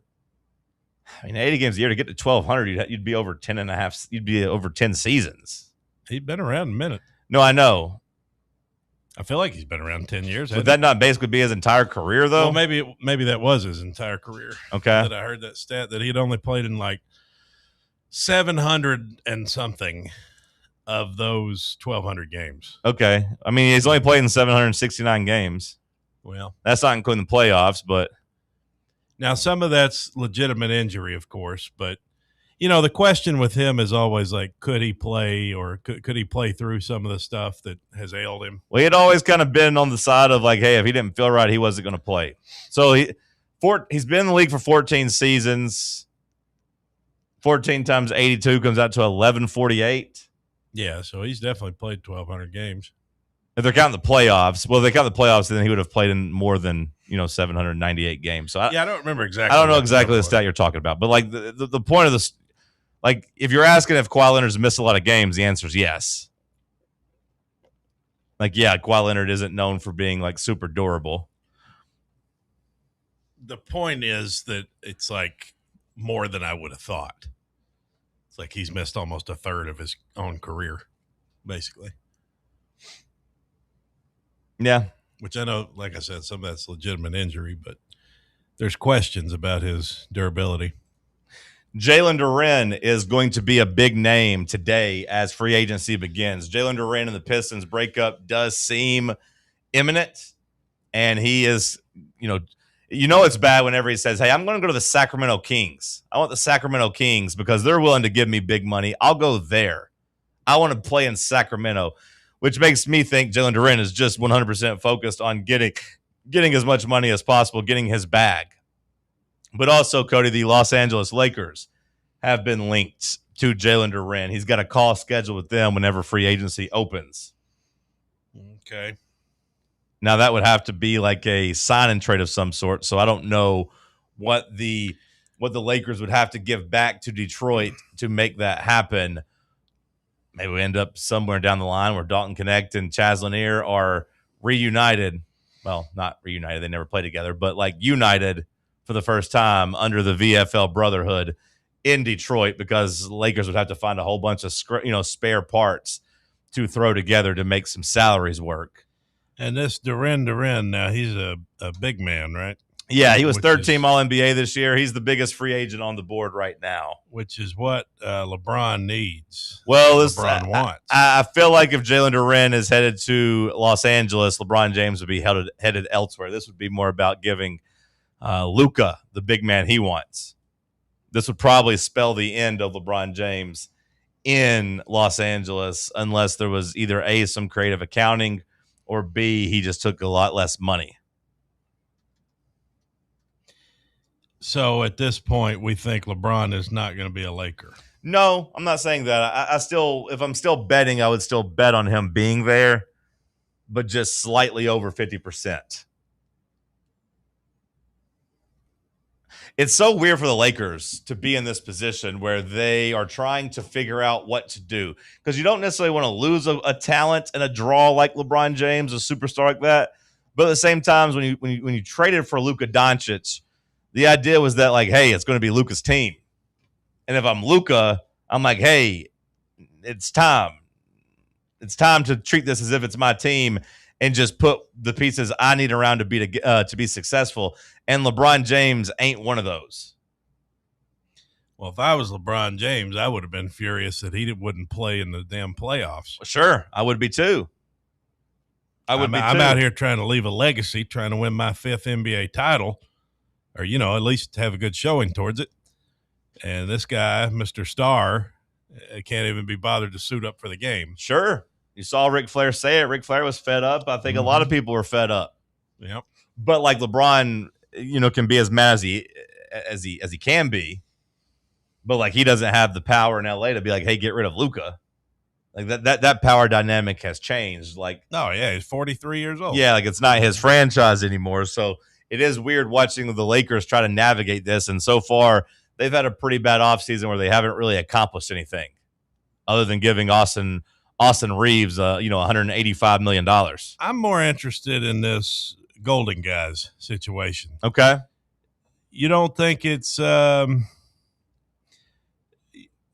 don't think it'll happen? You don't think it's I think it's very possible? I think it's very possible. I'm just saying if I was betting, I would not bet on it. If I'm looking at, a 50-50 proposition or trying to put it like percentage-wise, like Golden State is under 50% for me. It'd be pretty exciting, wouldn't it? I mean, on one hand, yeah, the jokes are going to get real old real quick if it happens. Talking about the Metamucil and the pregame and all this. I mean, it's going to be kind of annoying. It would be a recipe for attention. It would be a recipe for like eyeballs for sure. Well, I liken it to The Irishman. like in movie terms. Okay. You know, you got De Niro, Pacino, Pesci, Scorsese together. On screen. I mean, Marty, of course, was not on screen. He's a director, although he is on screen sometimes. But, you know, you got these huge names, legends of their field, but they're old. They're old and washed up. The Irishman wasn't really well received. Well, right. Right. But don't you think that could be a fun comparison there? Well, sure. If they put together this version of LeBron and Steph and, you know, Anthony Davis might as well be 58 years old. There's also a movie out there, a movie franchise called The Expendables. Are you familiar with it? That's another one, yeah. Yeah, Old Dogs. Yeah, just all the old guys trying to get together. Like, you know, I've never seen The Expendables. I assume it works out well for them because they keep making sequels, or at least they did keep making sequels. So, like, I reckon nobody died during those movies. But, like, it'd be a recipe to get the casuals. Like, Cody, you'd be pretty fired up for that, I would imagine. And like, that'd be must-see TV whenever they were on TV. Well, which would be good, you know, for eyeballs. But, like, for LeBron James trying to win a championship, if you're interested in that, like, I don't think it's successful in that. The thing is, though, is it possible that because, like, you go the young route and it doesn't necessarily work out, could it be possible that in a playoff setting, like if their energy is used right, that could work to a point in the playoffs? If you told me that you're guaranteeing health for that team, right? Like, those guys are not all going to be playing together on the same floor all regular season. Yeah, no. But if you promised me that team was healthy in the playoffs, then yeah, like I would take their chances over, you know, right now over like 27 of the teams. I think it could be fun. Oh, it'd definitely be fun. I just don't think it would result in like a championship of any sort. It would get me to the TV. Yeah. Which I'm a big NBA playoff fan anyway, but in today's landscape, in today's NBA, like the math has changed. It used to be like a super league team where you just needed 3 stars and you could figure it out. That's not the way the game works anymore. The game now is more about your weak link. That's where it's shifted now, where you've got to have 5 guys out on the court that can play basketball. Yeah, well, Anthony Davis would be the weak link because he'd be banged up. Yeah, possibly. He'd be all bruised and battered. Yeah, possibly. But now this Kristaps Porzingis, now he'll be there, right? He'll be a part of it. Well, he agreed to a deal. I imagine if they were going to go after Anthony Davis, I'd imagine he'd be included. And this Porzingis, now I don't know who he is, but I've heard the name a lot. I've heard you talk about him. Well, so it's possible must be a pretty good player. It's possible he's got AIDS. Huh? It's possible he's got AIDS. Sam, send us a break. It's Talk Sports on Fan Run Radio. Can't get enough Fan Run Radio? Download the free Fan Run app and take the best Tennessee sports conversations with you wherever you go. What kind of day is it? It's a White Claw day. Grab a pack, grab your friends. Everything else in life can wait. Your friends shouldn't. Let's go. White Claw. Grab life by the claw. Please drink responsibly. Hard seltzer with flavors. White Claw Seltzer Works, Chicago, Illinois. A brand built in Tennessee and born from the love of the game.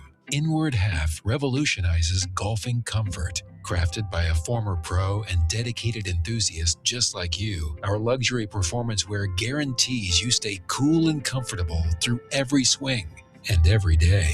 We're not just a brand. We've set out to create a lifestyle for those who understand that impeccable style and premium performance are a hole-in-one. Enjoy the walk-in with Inward Half. Welcome to Axle Logistics, where excellence isn't just a goal, it's an energy. As a leading third-party logistics company, Axle is powered by an award-winning culture built on a work hard, play hard mentality. Here, the drive for success is contagious and hard work never goes unnoticed. Whether you're just starting out or looking to level up, Axle Logistics is the place to launch your career. Join us and take your ambition to the stars. To learn more, visit axlelogistics.com. eBay Motors is here for the ride. Go ahead, feel your engine. Admire that perfectly installed exhaust. Your vehicle's moving along this freeway like it was made from fresh installs and a whole lot of love. With eBay Motors, you get over 122 million parts to keep it running. And with eBay Guaranteed Fit, they'll be the perfect fit every time. Plus, at these prices, well, we're burning rubber, not cash. Keep your ride or die alive at ebaymotors.com. Eligible items only. Exclusions apply. Tired of spending your weekends working in the yard? Let ECR Total Landscapes handle it for you. We'll take care of de-weeding your flower beds, leaf blowing, trimming, mulching, and more. Let us do the heavy lifting so your landscape looks great. Right now, get 10% off your first month of our monthly maintenance package when you mention promo code FANRUN. Reliable service, great results, and more free time for you. Call us today at 865-384-2012 or visit us online at ecrtotallandscapes.com. Running a business, coaching a team, planning your next big event, you need more than just gear. You need SM Athletics and Logo Solutions. Custom uniforms, branded apparel, promotional products, done right, done fast, and built to show off your brand with pride. From local businesses to high schools to major universities, SM Athletics is trusted by winners. Get real service, get real quality, get noticed. SM Athletics and Logo Solutions, where your brand comes to life. Visit smathletics.com and let's build something great together.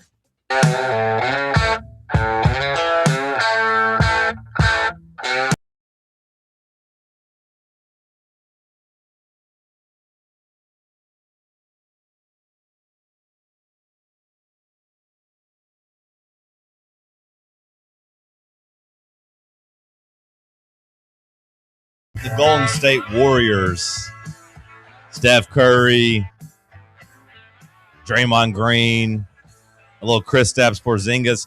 We didn't mention Jimmy Butler, who is out with an injury and maybe trade bait for Anthony Davis. Some people believe Jimmy Butler might have the feds closing in on him soon due to this whole Malik Beasley gambling situation, because Jimmy Butler's best friend is linked to not only being involved in the gambling operation with Malik Beasley and former NBA player and North Carolina Tar Heel Ed Davis. Jimmy Butler's best friend is apparently in charge of running that illegal gambling operation. Nibbling on sponge cake. To which people have then found some posts from Jimmy Butler from back in the day, referencing gambling winnings and stuff. And Jimmy Butler was notorious for taking some regular season games off and not necessarily trying as hard, which has led people to try to connect some dots and say, Jimmy Butler, you, sir, might be under investigation soon. Did you read any of that yesterday, Sam, about Malik Beasley and his gambling? I saw a couple of the texts come out or whatever. The texts were so ridiculous. Yeah. The texts were so ridiculous, and people that want to commit crimes are just dumb and just don't realize that they can be caught doing these things. Although it was kind of funny watching them be like, hey, let's just get on Snapchat so we could talk about this. Don't text it to me. Get on Snapchat. But they got a group chat, Cody, where in a game, allegedly, Malik Beasley had told the group, bet on my over rebounds tonight. It's 3.5. And then the text exchange in the document, it comes from a couple people. OMG, he got one rebound with 1.1 second left. Fam, no way. He pushed his teammate Pat Connaughton out of the way. LMAO. Show me, dog. Damn, I closed my laptop. I'll try to find it. Ed wants to see it. Contested it and got the board. LOL. Bruh. Fam, we were 1.1 seconds away from being down thousands. What's funny is after he got it, he had a big sigh of relief. And then, of course, the internet detectives were able to go back and find the exact game they're talking about. And here is this guy, Cody, playing the hardest basketball of his life with the game fully in control. He needs one more rebound. He flies in and gets this with 1 second left in a 7-point game, and then does kind of bend over to say, thank you, God. But here he is, forcing a shot and then running to grab the rebound. Now, that's a great effort right there. It was a great effort. I will give him credit for that. If we could have that in every NBA basketball game, I'd watch during the regular season. It was a great effort. A part of the problem, though, with that is that apparently in one of the games, he also told everybody to bet his under 3.5 rebounds. Oh. And then he only made sure that he grabbed 3. Oh. Which I do feel like, Sam, is kind of like your boy Icarus. You grab 3, there could be a situation where the ball just comes to you and you have no choice but to grab it. You don't have to grab it. You No, just let it slide right off. Well, yeah, but where if you don't grab it, it would really raise some red flags because you could argue that, like, now knowing what the accusation is, I didn't see it. You could clearly see this man is guilty when you know that, like, hey, he was searching for a rebound. Yep, that's it. That's unusual. That's good stuff. I think he's got to continue to just throw his teammates under the bus. Hope there's someone behind him, and he's like, "Bro, I thought I heard you say behind." You know, like. Now this clip also went viral. Here's him playing defense. Watch this. Yeah, the defense clips are bad. Now, what did he have on that? I don't know, but people are just pointing to. I could have done that. It's really raising some questions out as the player is, that looked like me trying to pass block that defensive end from Florida during that football camp I went to back in 2009. The player is 3 steps by him before he even turns around to try to play defense at all. That's ridiculous. So the feds are taking him down. Yeah. It seems as if he is going to be cooked. And Ed Davis, again, another former player attached to it. And like I was saying, Jimmy Butler, somebody in Jimmy Butler's crew, one of his good friends, involved in this as well, which is raising some concerns about Jimmy Butler. Well, Jimmy Butler would be by far the biggest name. I mean, for sure, we haven't heard any major names yet, right, on this. This gambling ring. Is Ed Davis the biggest name? Well, I've never heard of Ed Davis, so.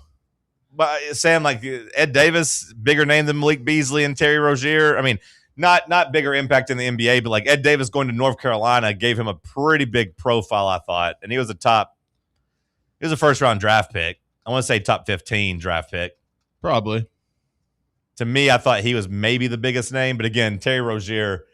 Probably like Scary Terry, that whole thing, playing with the Celtics. He probably had a bigger place in the NBA for sure. Jonte Porter just being kind of attached to his brother his entire career kind of makes him a big name. Because Michael Porter Jr. was he the number 1 player in the class? He was, right? Like Michael Porter Jr. was a huge 5-star. But Jonte, of course, not Michael. That's right.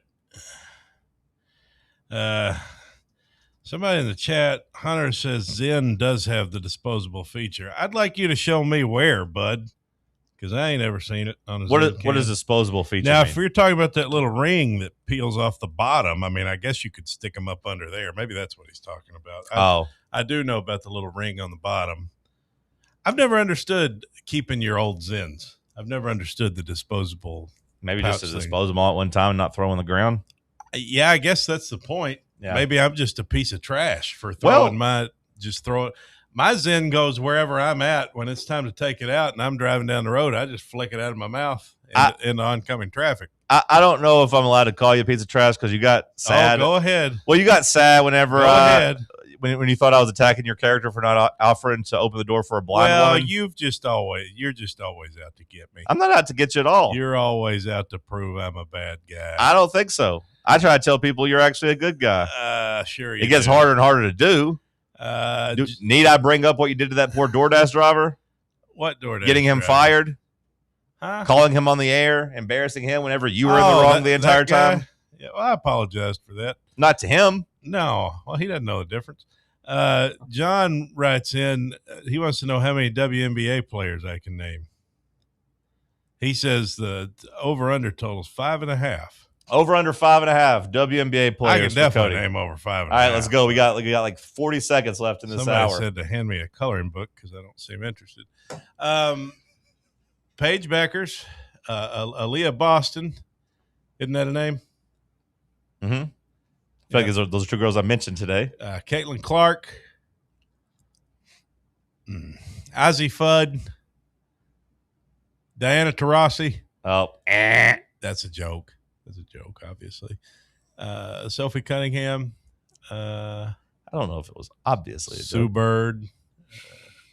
You're at 5. You need Asia Wilson. Yeah, you could do 5.5 too low. There was that kind of ugly girl that for some reason you always say she's hot. You know Angel Reese is as well. That kind of bulldog face looking one that you say is really attractive, who kind of ugly to me. But who's that? What's her name?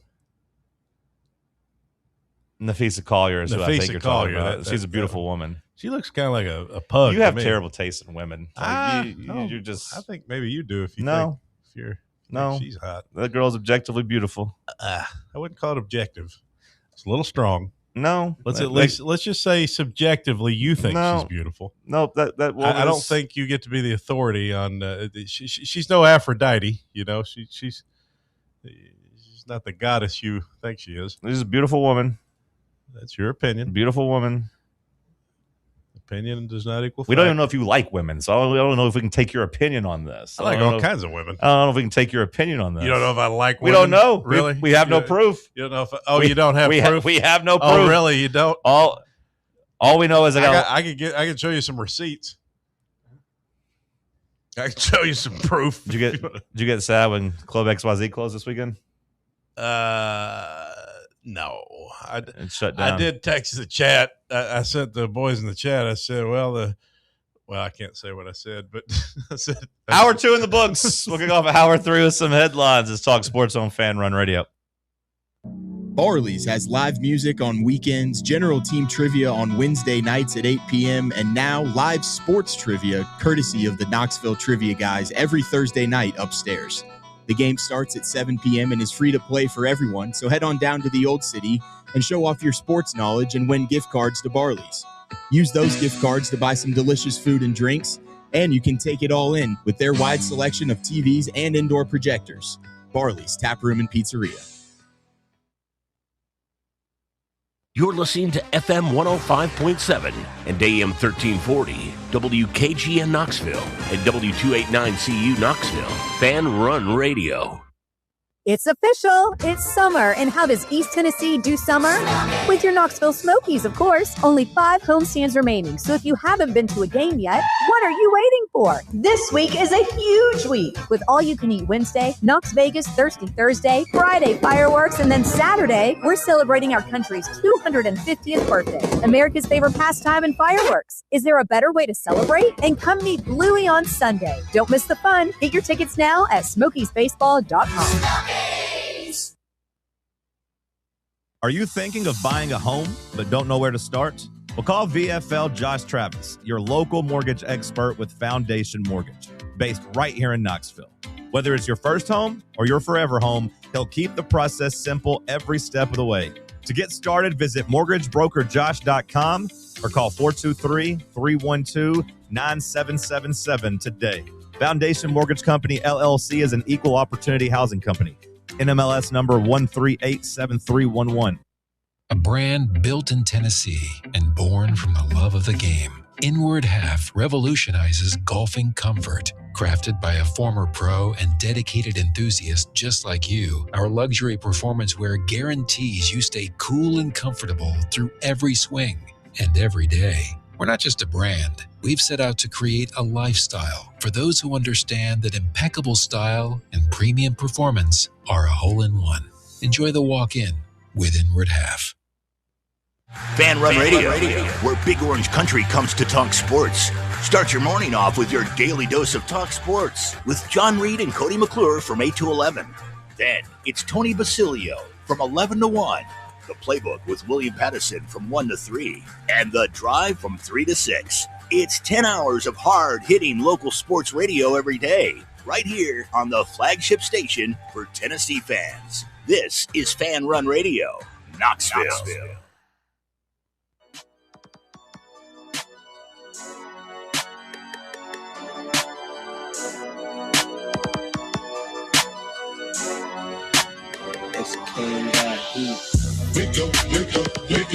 Talk Sports.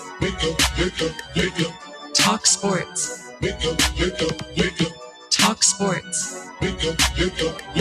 Talk Sports. Talk Sports from 7 to 10, ay.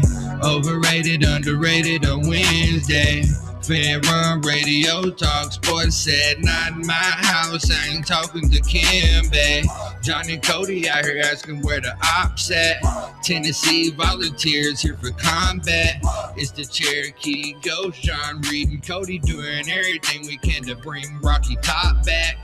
Talk sports from 7 to 10. Never leave a witness, never leave loose ends. Nico ain't nothing but a nuisance. 2026, we making new friends. Talk Sports. Hour number 3 kicking off here in the White Claw Hard Seltzer Studios. Talk Sports. Cody, right before headlines, just gets up and leaves. And the next thing I know, he opens up the front door to SM Athletics because somebody's out there, even though we're closed this week, and there's signs all over the place saying we're closed this week. So now he's running into the back to check something out. I'm like, why the hell did you open the door? Guy's doing too much. He said, well, he saw me. Just wave and come on in. There's a sign on the door that says we're closed. Or don't look at all. Or just look invisible. Are we watching a man do some illegal business right in front of our eyes? I don't think he's doing anything illegal. But Bubba, get us started with some Hour 3 headlines. Step up to the table. You don't even got anything in his sad hand. news as the Los Angeles Angels have demoted Christian Moore back down to the Salt Lake Bees and AAA. They've had Jorge Soler. They reinstated him off the 10-day list a couple days ago, but he's made his way back into the lineup. And there's some talk that Christian Moore got a little mad. There is. They said that he kind of had a little bit of a meltdown. That they're now saying is a sign of his immaturity and that he needs to grow up. While other people are saying, well, you called the guy up. You made him play out of position. You only gave him basically a week to do so. Of course he's going to feel like he got jerked around a little bit. Jesus Christ. Speaking of getting jerked around. Oh. Yeah. There are signs all over the doors for the customers to see. Yeah, that guy, apparently he didn't get the memo, and then he saw me, so I had to address him. I had to say something. SM Athletics is closed. You could have just waved. Well, that'd be rude. There's a sign on the door. I think it'd be rude if he was confused, but there are multiple signs on the door telling him the deal. Well, I told him to go around back. Yeah. I was going to just take him his order, but Glenn said the boxes were real heavy. So I said, well, I'll just send him around to you. So he's going to pick up something for the Ice Bears or something. Well, that's nice of you to do. Yeah. But again, there's signs all over the door with the instructions for what the guy to do.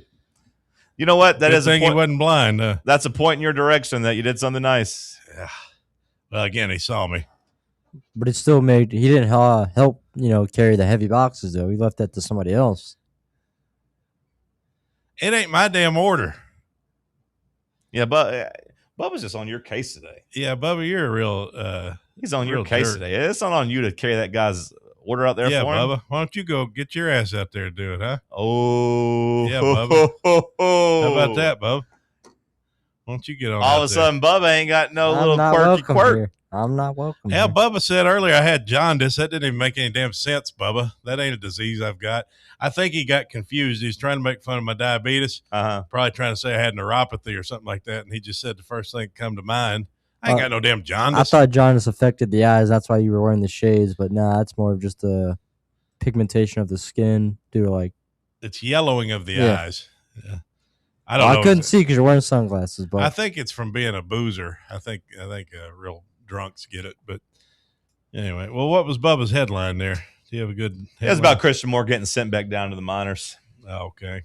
Well, did you see where Anya Taylor-Joy starred in the new Rolling Stones music video?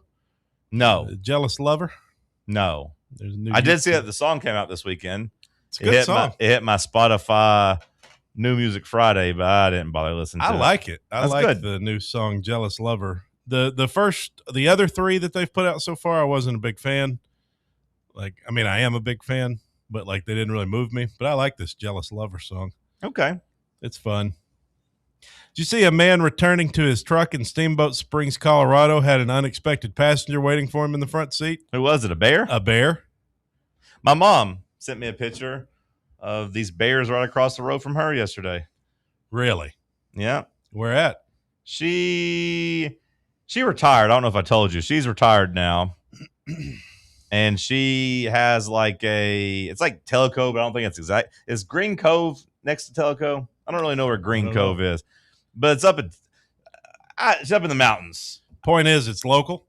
Yeah, it's like an hour and a half away, not too far. But she's basically like in a quasi retirement community now. There's a bunch of people out there have like campers or trailers or little cabins or something they can live in, out fish and camp and do all that. But she sent me this. There's a video and a picture, but you can kind of see the picture. There's a bear just sitting right across the road from her. He's having himself a time. Well, yeah, they were going to town on like the neighbor's trash. They were going to town over there on the neighbor's trash. Which, I mean, if you're hungry and you're a bear and you see trash, might as well see Might as well see what's in there. Might as well, give it a shake at least. Well, Louis C.K. has re-entered the mainstream with a new Netflix special, Ridiculous, Variety magazine. Are we sure these enter the mainstream? That's what Variety magazine says. Is getting a special on Netflix enough to be considered re-entering the mainstream? Well, he was just emailing his specials to people because I was on his mailing list, and he just emailed the ones he did the last few years. So I'd say Netflix is a pretty big step for him now. Okay. I mean, if he was having to email people, but to me, to be in the mainstream, people have to watch it and then talk about it.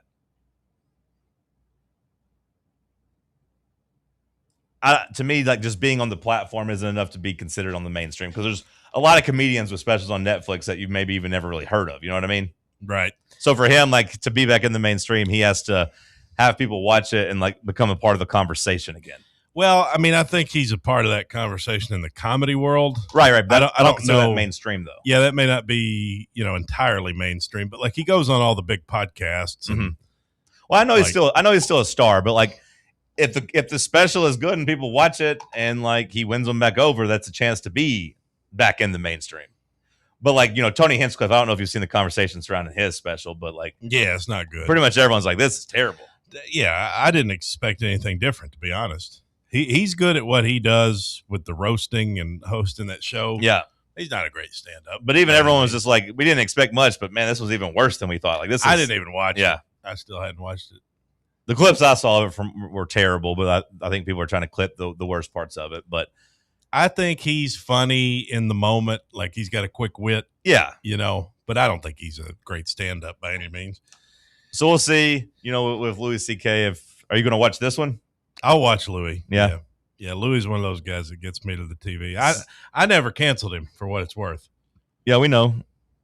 I stuck with him. You think you're allowed to do anything you want in front of women and not have any consequences? We get it. No, that's not what I think, but I think he got caught up in there was a lot of really heinous stuff that happened, and then he caught the tail end he got caught up in, not saying what he did was right. You kind of are. I'm just saying that it wasn't that other stuff. It wasn't Cosby. All right. You kind of are. Well, it wasn't Cosby. It wasn't Weinstein. It wasn't none of Epstein, none of that.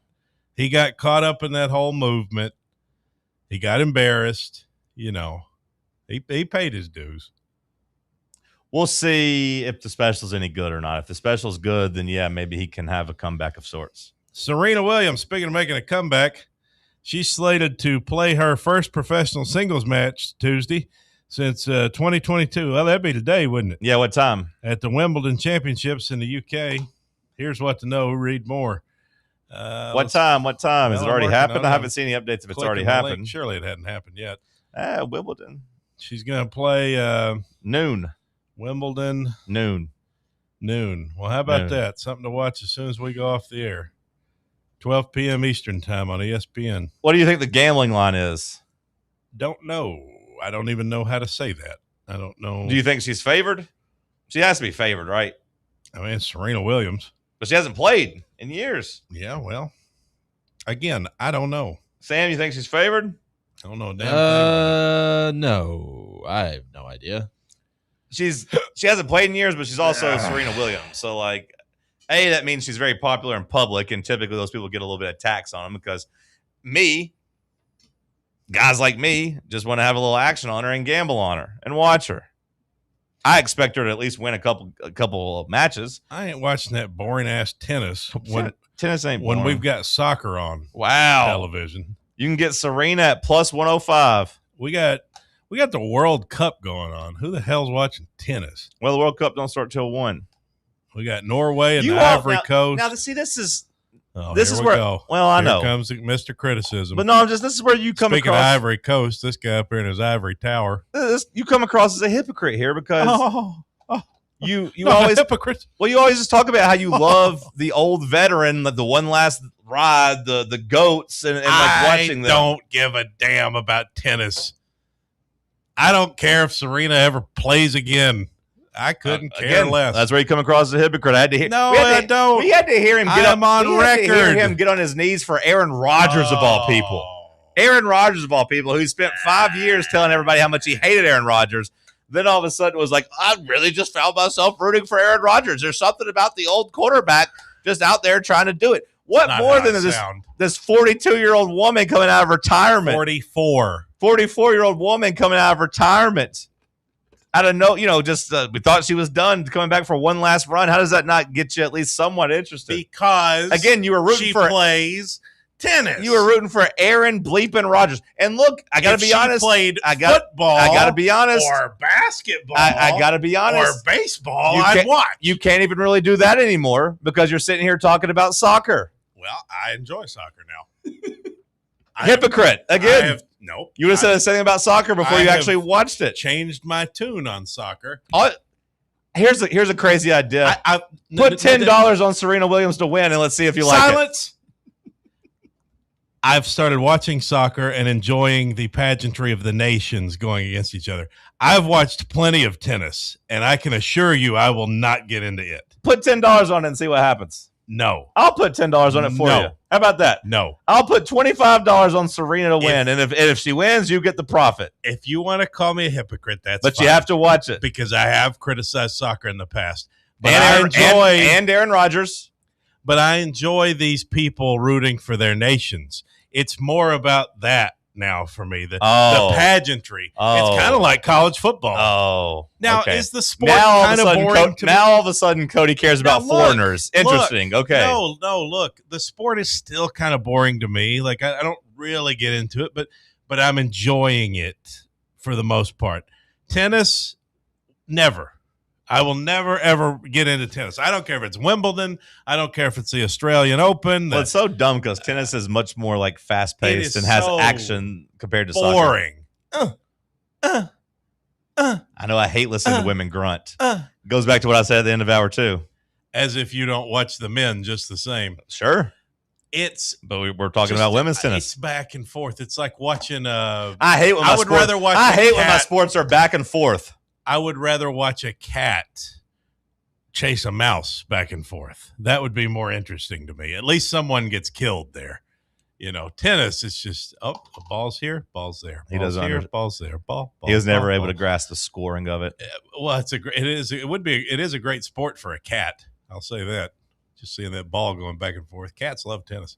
We all hate back and forth action in sports. I've always heard that. Both teams are going back and forth. Turn it off. I hate that. There's no teams. It's just two people, and I know they play doubles, but there's no camaraderie. It's just people. So you don't want my $25 offer? What are you willing to do? I'll put $25 on Serena to win for you, but you got to watch it. And if she wins, you get to keep the profit. There's no what proof are the odds that Cody's going to watch the game, though. It's on ESPN Plus. He's not going to watch. I'll write a report on it. He's going to go home and take a nap while she. No, well, he's got to keep up with it. I don't know. She's plus 105, so it'd be $25 to win. Basically $25. Make it $2,500. No, and I'll give you half of the money. No, you give me half the money if it's $5,000 or more. So you don't want the $25 offer? I'm not going to watch it. Okay. Could have paid for some of your parlays, but okay, never mind. I just can't. I can't be bothered. Well, I'll be interested in Serena's return. I'll be watching. You better be live tweeting it. I'll send some tweets. I want a full game by game recap. Okay. I like watching tennis. I like it. We have Norway against the Ivory Coast. That's not until 1 o'clock, though, right? Yeah. Okay, that starts at noon. At 5 p.m., we have France and Sweden. That's a huge game. I think the more I watch this cup is France's to lose. Now, why was yesterday 1 and 4:30 and this one's 1 and 5 o'clock? Why did we get off the 4:30 thing? I don't know. And then tonight, a big one, Mexico and Ecuador. You know, there'll be Ecuador some tortas at that one. Ecuador was a popular team, a popular dark horse team before the tournament. They've been pretty disappointing so far. Ecuador? Yeah. A lot of like the people that keep up with soccer said that was a dark horse to make a deep run. Same with Colombia. And they've been pretty underwhelming so far. It's pretty much the French's to lose. You know, I hate to say it, but at least we will see them today against Sweden. You know, you can at least root against the French. I don't think I can go as far to say it's the French's to lose, but they are the favorites right now. Put it on the board. I'll take France. You take the field. Yeah, sure. I don't want to root for France, though. I'll take the field. Sure. Okay. We'll start the board from scratch because put it on the board. You owe a couple punishments, but I don't want to relitigate that. What's Sweden? Take them down. Sweden plus 950. I mean, France is the favorite right now, but it's only plus 240, which means that the field is, actually like minus 300. Mexico and Ecuador. Now, if Mexico advances, so we could get Mexico and England next, right? That'd be fun. If Mexico advances, yeah, they would play the winner of England and Congo. Now, that'll be fun. England and Mexico, that's one that Americans will love to see. Our brothers to the south versus our old homeland. I'll be rooting for Ecuador tonight. Against Mexico? Yeah, I'll be rooting for Ecuador. You don't want to root for our brothers to the south? Nah.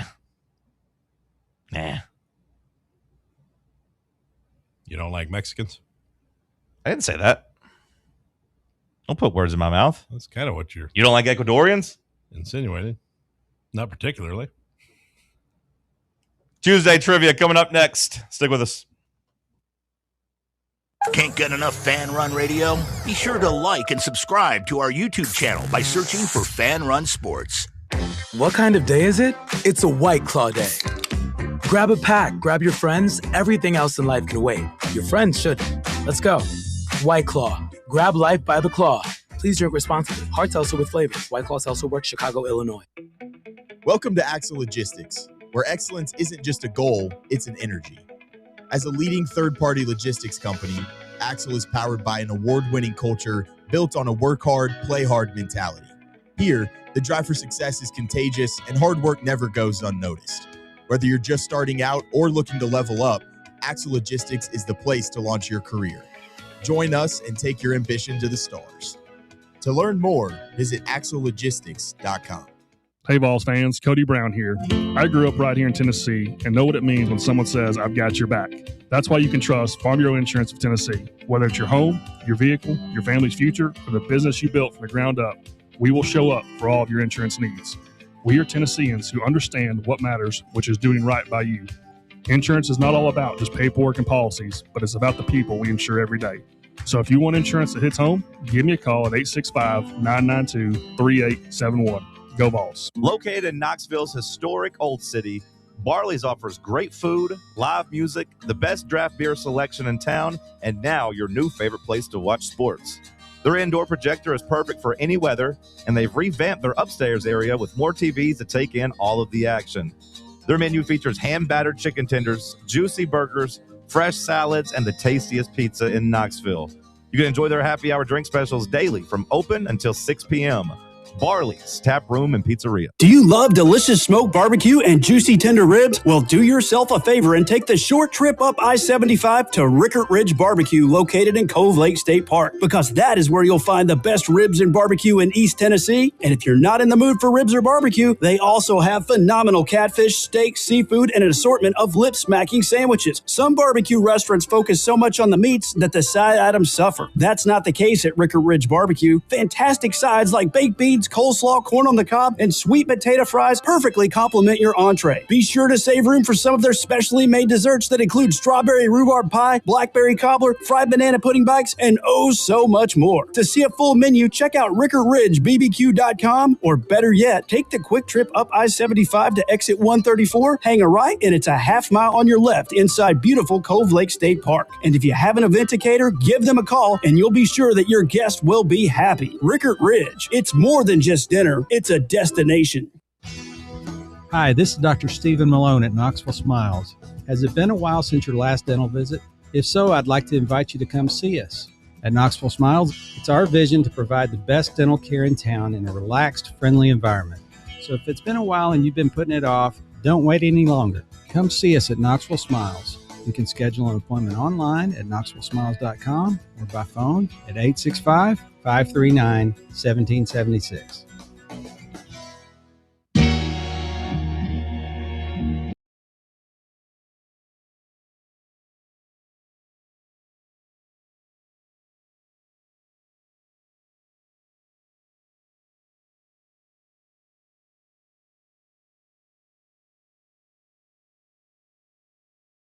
A little Tuesday trivia.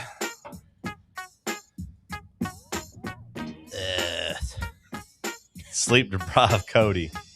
We'll see how he fares. I missed a headline, by the way. Oh, okay.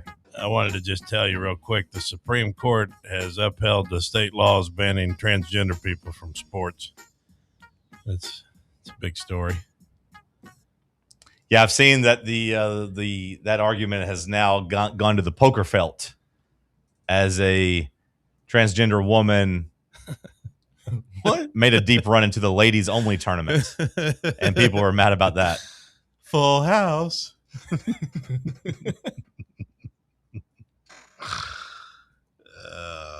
Ace in the hole.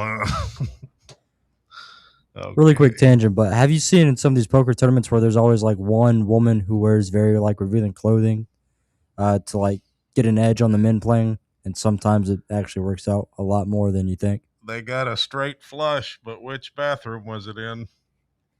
What trivia topics you got for us, Sam? We've got general sports movies. Who plays there?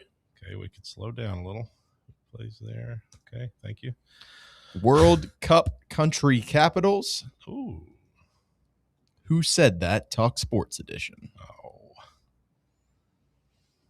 These are general sports movies. Who plays there? World Cup country capitals. Who said that? Talk Sports edition. Who won last week? I won last week. What is who plays there? You don't get to ask. You just got to pick the category. I'll go first in this as the back-to-back champion. I'll do sports movies for 3. Sports movies for 3. Let's go. In Remember the Titans, what college did the real Sunshine attend after he graduated? T.C. Williams. What college did Sunshine go to? Why is the one that's in my mind? I hate when people do this with the damn sports movie topics. If you get that one, more power to you. I believe it's William and Mary. South Carolina. Oh, damn. Okay. Okay. World Cup country capitals for 3. World Cup capitals for 3. Yes, the famous sports movie question of reading the very end of the movie where it just gives you the damn. Hey, be nice. The guy that sent me that category knew that you were going to complain about that, by the way. See, they did it on purpose. They were trying to troll me. No, they just knew you were complaining about something that's clearly in the movie. They were going to troll me. Okay, boys, let's calm down. Belgium. If it was a 4-pointer, maybe. Belgium. This is embarrassing. I don't know if I know Belgium. I think if I had more than 1 hour of sleep, I might. Boy, I should know Belgium. That's embarrassing if I don't know just that thinking one. Belgian waffles right now. What is the capital of Belgium? Damn. Well, Lisbon, that's Portugal. Madrid, Spain. Paris. Belgium. God, do I not know a city in Belgium? I'm so embarrassed. Again, I want to emphasize I only slept for 1 hour.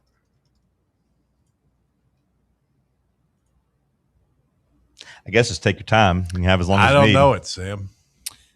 You would be looking for Brussels. God, I'm going to kill myself. That is so embarrassing. I'll take TalkSports. Who said that for 3?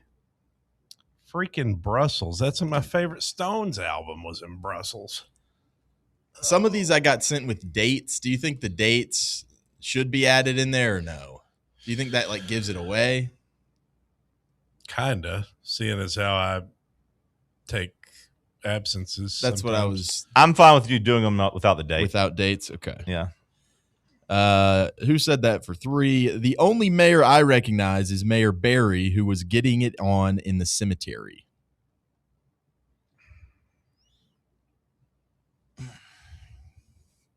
Okay. I feel like this is either me or Cody. I mean, yeah. I think I remember this. I mean, I remember the conversation. I say things like the only person I recognize, yada, yada, yada, but I don't know if I really say getting it on. Getting it on. Yada, yada, yada. That'd be a 1-pointer. You say that every day. Getting it on is more of a thing Cody says. 6 times a day. No, I don't. I don't say You say yada, it a yada, lot. yada ever. You say it a lot. No, I don't. You say it like 3 to 5 times a day. That's not true at all. 3 to 5 times a week for sure. No, not true at all. It's true. You do say it a decent bit. I do not say yada, yada, yada. People Decent have noticed. I'm going to go with, man, I really think it's me, but I'm going to go with Cody. It was you. Yeah. I knew it was you. I remember it. I remember the conversation. How the hell did I miss Brussels? I'm so mad. I don't think February I can recover. 1st, 2023. I don't think I'm going to recover from Brussels. That's maybe my worst miss ever. Okay, 0-0. Let's go with General for 3. General for 3. Which tequila brand did George Clooney co-found before selling it in 2017? Casamigos. That is correct. Who plays there for 3? Who plays there for 3? Who plays football at U.S. Bank Stadium? Oh, damn it. I know that U.S. Bank Stadium. Phil. Minnesota Vikings? Yeah. That is correct. Damn it. Wish I got that one. Let's go. Who said that? Talk Sports for 4. Who said that? Talk Sports for 4. All right, John, why don't you quit radio and become a detective then?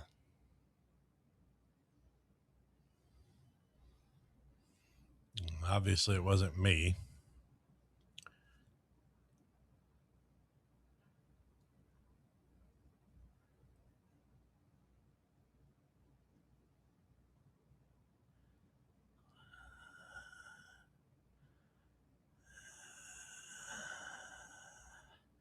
That could have been anybody. Let's go with Charlie Collier. It was Sam, right? That would be me. Okay. What were we talking about? I don't know. You're just always saying hateful stuff like that to me. I would have bet you for sure. All right, so it's 3-3 going into 4. You know what? I'm going to go ahead and go who said that for 5. Jesus. I never saw Friday. Heard it was hilarious, though. Something about them sitting on a porch.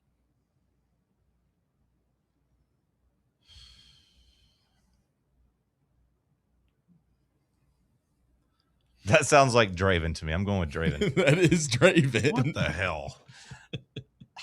That's back in 2021. That sounded like I could picture Draven saying that. That sounds like Draven That's to me. ridiculous.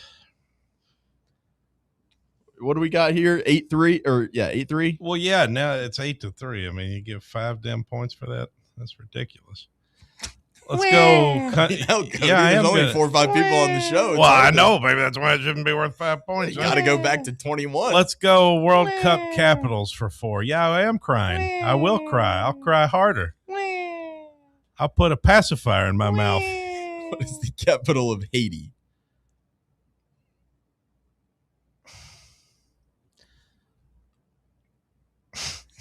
You look like you're about to take a poop right there, Cody.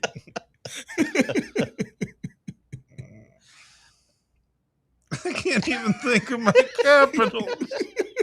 I always know my capitals.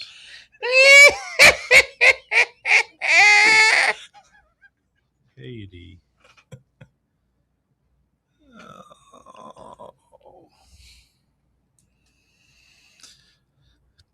No.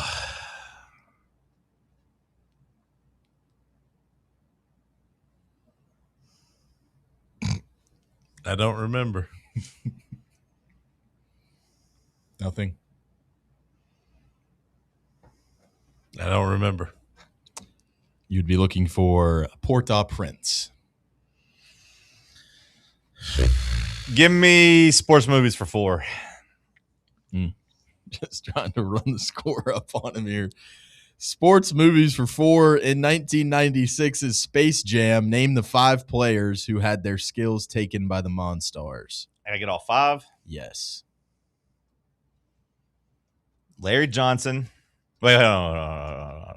Wrong. Hold on. My eyes are closed. I'm not looking at reactions. Hold on. Let's start with center. Oh, wait. I'm going to go with Larry Johnson. Larry Johnson. Yes, Okay. that is one of Larry them. Johnson. Muggsy Bogues. Mm-hmm. Charles Barkley. Mm-hmm. Sean Bradley. Mm-hmm.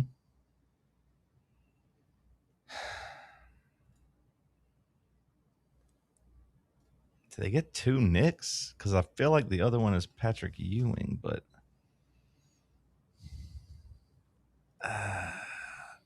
Sean Bradley and Patrick Ewing are both centers. Do they really care about that? Patrick Ewing? That is correct. Let's go. Patrick Ewing became the purple monster. Okay. I know Charles Barkley was orange, and I know Muggsy Bogues is a little. I thought he was purple. Is he not purple? Either way. So what, you have 12 now? Yeah. 12-3. That's ridiculous. World Cup capitals for 5. Since the first 2 went so well. Yeah, let's go with Ghana here. We should get this one. You know, I had an African studies professor from Ghana. His name was Dr. Amadou Sall. I talk about him a lot. I usually reference him about once a year. Cody. You talk about him more than I talk about yada, yada, yada. Cody, you were late for class. Yep, I don't know it. Ghana, Benihana, Ghana. I'm gonna miss this one. Accra. Yeah, I wouldn't have gotten that. Let's do who plays there for 4. I told you it was all downhill from Brussels. John, Mountain America Stadium. Ooh. Mountain America Stadium? All right, so BYU. It's not a bad guess. That's the answer. Cody is incorrect for a 5th time. You didn't have to say that. Maybe he would have went with it. Yeah, it does make me Mountain America. So Mountain Air America. What'd you say? Mountain America Stadium. Mountain America Stadium.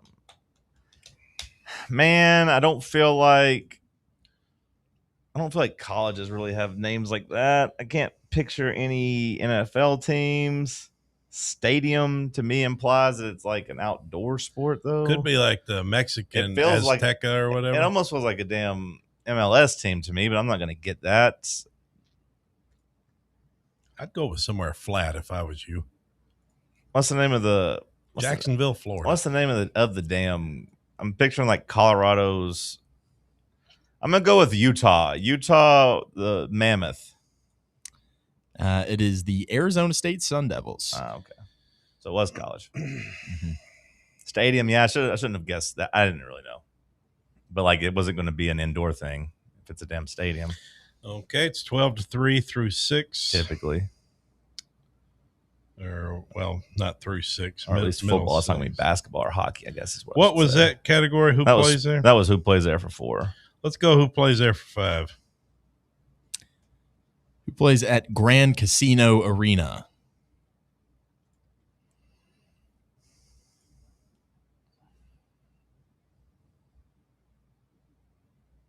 Nevada Wolfpack.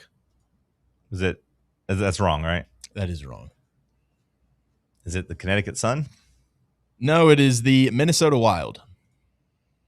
Oh, okay. Give me sports movies for 5. Sports movies for 5. Perhaps the most famous movie involving the Olympic Games is Chariots of Fire. At which games did the runners Eric Liddell and Harold Abrams compete?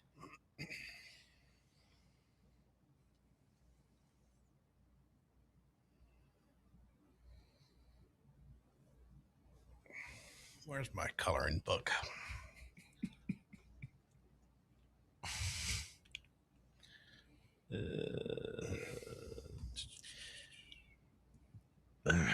Maybe MapTap will have Belgium on there today. Stop. 1936 is what came to my mind. Okay. Somewhat close. 1924, Paris. Okay. Let's go country capitals for 2. Argentina. Buenos Aires. There we go. There you go. Hey. He did it. I'm so smart. He did it. Good job. Should have gotten Port-au-Prince. Would I have gotten that one if I was? No. I feel like if you were sharp, you might have gotten that. I definitely would have gotten Brussels. That was just pitiful. And then you getting to name a guy you did the show with for 5. That was kind of tough. But I can't complain too much because I could have picked that category. So I can't complain And too the Sam much. for 4-pointer was a layup. The what? The 4-pointer that you missed for Sam, that was a damn layup. What? When he told me to go quit and go be a detective. Sam's always saying hateful stuff like that to me. Well, he wouldn't be the first one. I don't know. He's sitting right across from you. If you're going to guess somebody, why not guess him? I didn't think he'd pick himself for a 4-pointer. I didn't make He didn't make the category, clearly. Yeah, thought it'd be harder than that. Did you not hear him say that someone sent him the dates? Like, did you not pay attention? U.S. Bank Stadium, that was easy. Wish I could have gotten that one. But, hey, I wish I could have gotten Brussels. Poor performance from me. Yeah, that's easy to say in hindsight. Oh, well. Maybe if I was rested. What's that run the record to now, Sam? 48 of our last, 57? No. God. I think you should start just doing point differential instead.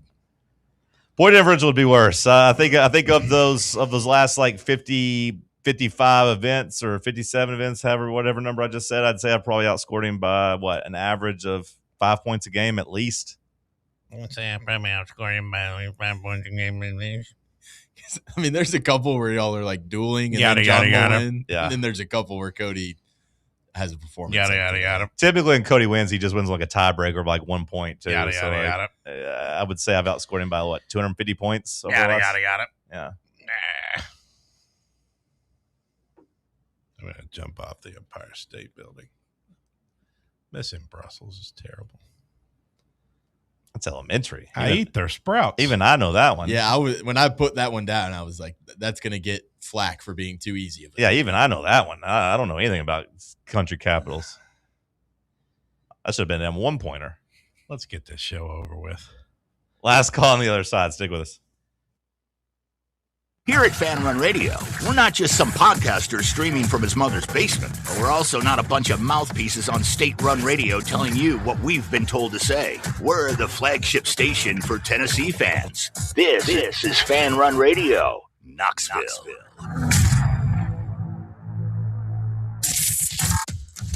Smoky Mountain Brewery is the place to be for game day. From the moment you walk in, it's wall-to-wall big screens, making Smoky Mountain Brewery the perfect place to watch the Vols or your favorite team in action.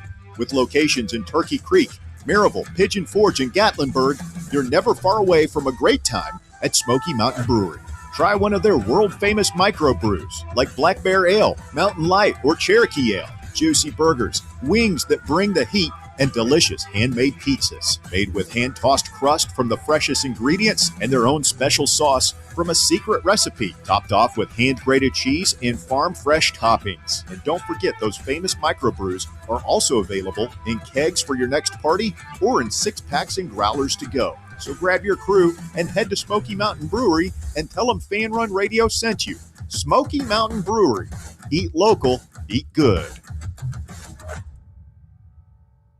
Are you thinking of buying a home but don't know where to start? Well, call VFL Josh Travis, your local mortgage expert with Foundation Mortgage, based right here in Knoxville. Whether it's your first home or your forever home, he'll keep the process simple every step of the way. To get started, visit mortgagebrokerjosh.com or call 423-312-9777 today. Foundation Mortgage Company, LLC is an equal opportunity housing company. NMLS number 1387311. Citizens National Bank. Life is more fun with a Good Life account, offering extra benefits, including bank travel. Experience the trip of a lifetime to Ireland. Explore rolling green hills, historic castles, and charming villages across the Emerald Isle. Get in on the fun. Call 865-429-7935 today. Citizens National Bank. Banking never felt so good. Member FDIC. A brand built in Tennessee and born from the love of the game. Inward Half revolutionizes golfing comfort. Crafted by a former pro and dedicated enthusiast just like you, our luxury performance wear guarantees you stay cool and comfortable through every swing and every day. We're not just a brand. We've set out to create a lifestyle for those who understand that impeccable style and premium performance are a hole-in-one. Enjoy the walk-in with Inward Half.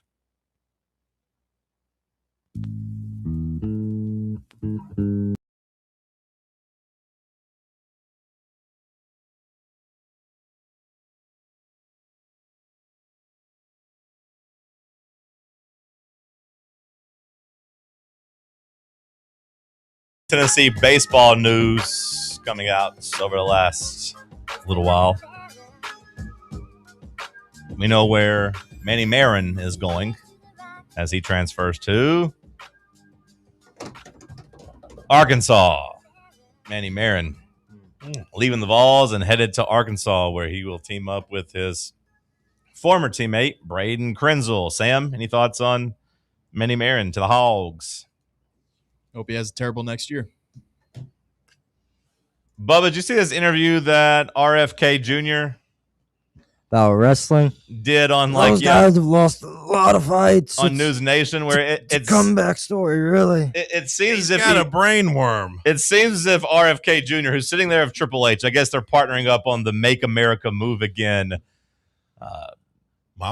mission, where they're going to try to, bring back the presidential fitness test for kids, in grade school. And he's sitting there with Triple H. Is the pedigree going to be one of the tests? Sam, you have you seen the quote yet? No. You tell me what you think, because people are speculating that RFK Jr. might not know that wrestling is fake, as he says, the great thing about WWE that's so inspiring is all of these guys have failed. Every one of them has lost fights, and it's about getting the courage to stand back up and do it again. I appreciate kayfabe. I mean, his niece is, in the developmental deal with it. Okay. Zoe Hines. I don't think I knew that. So he's protecting the business a little bit here. Also, people that he's working with here, the McMahons have a hand in the whatever cabinet that's a part of Trump's. Okay. Linda McMahon was the that's the Secretary one. of Education. That's the one I was trying to think of. I think we just got to get RFK out here for a match. Could we get him into? You guys got to help me out with some of those big name handicap match, perhaps. I was gonna go with the latter, but to each their own. Put him in Hell in a Cell. Yeah. Is that where they're just all in the massive cage and they're fighting each other in the cage? Yes. Yeah, I think he'd thrive in that. Probably not the first time he's been locked in the cage with an animal. All right, Bubba, what did we miss so far today? Couple things. We have Daniel Jackson, the Georgia catcher, wins the Golden Spikes Award for this year. Oh, good for him. That's another SEC player. Last year it was Wahiwa Aloy from Arkansas. Before that was Charlie Condon from Georgia. Before that was Dylan Cruz from LSU. Ivan Melendez. I mean, it's just a whole SEC sweep pretty much since COVID. We have the video that nobody brought up about Diana Rossini getting pulled over. Okay. And the text messages and Kevin O'Connell and the Diana Rossini video, man, that was cringe. That was cringe. She seems like a very annoying person. And it hurt to watch some of it just because I liked her. This changes the way you think about her? Yeah. To me, this might be the worst part of the whole thing. Like her wanting to have sex with Mike Vrabel. Like, whatever, I get it. Mike Vrabel's a good-looking dude, powerful dude. They develop a relationship. They get it on. Like, there's nothing too embarrassing about that. Nothing wrong with a man and a woman making love. Well, it's wrong whenever you're married and all that. I get that. But, like, hey, I'm not going to cast stones at people. But, like, this just made her seem like a loser. And just, like, uncool at all. Was it like a do you know who I am kind of thing? Was that what she was doing? Kind of. Sam, do you consider it a do you know who I am thing as much as it was just like, hey, look, I can get out of this because I know people? Like, who's your favorite team? Do you like the Jets or the Giants? And the guy's like, actually, neither. So then he's like, I like Minnesota. So then she like pulls up a text thread with her and the Kevin O'Connell. It's like, oh, yeah, by the way, your quarterback sucks. It was just cringy. It was.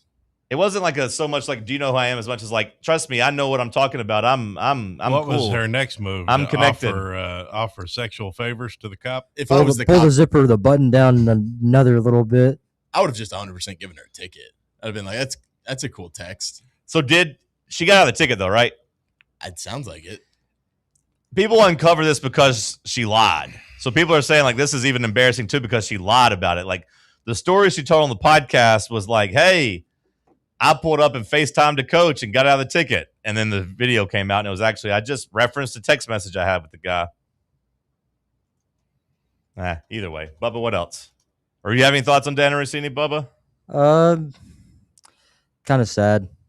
Anyways, moving on. Edmonton Oilers have offered a developmental camp invite to two of the former and hopefully current or future women's Olympic hockey, Abby Murphy, as well as Chloe Primerano. What's weird is it's a Canadian team doing this to USA Olympic women's athletes. And also the Oilers have a weird situation with Babcock. I guess their former coach. I don't know if he's still going to be around. Hopefully he's not. But he would go through like people's phones and stuff. Just a weird guy. He was going through people's phones. You don't remember this? He got fired a couple of years ago where he was basically like going through his players' phones like in the facility. No, I don't think I do remember this. Also, correct me. I think the Oilers are looking at possibly hiring this guy. I think they already did. Oh. So it was a hockey coach going through people's phones in the locker room? Yeah. What was the reason he was saying he was doing that? What the puck? Creep.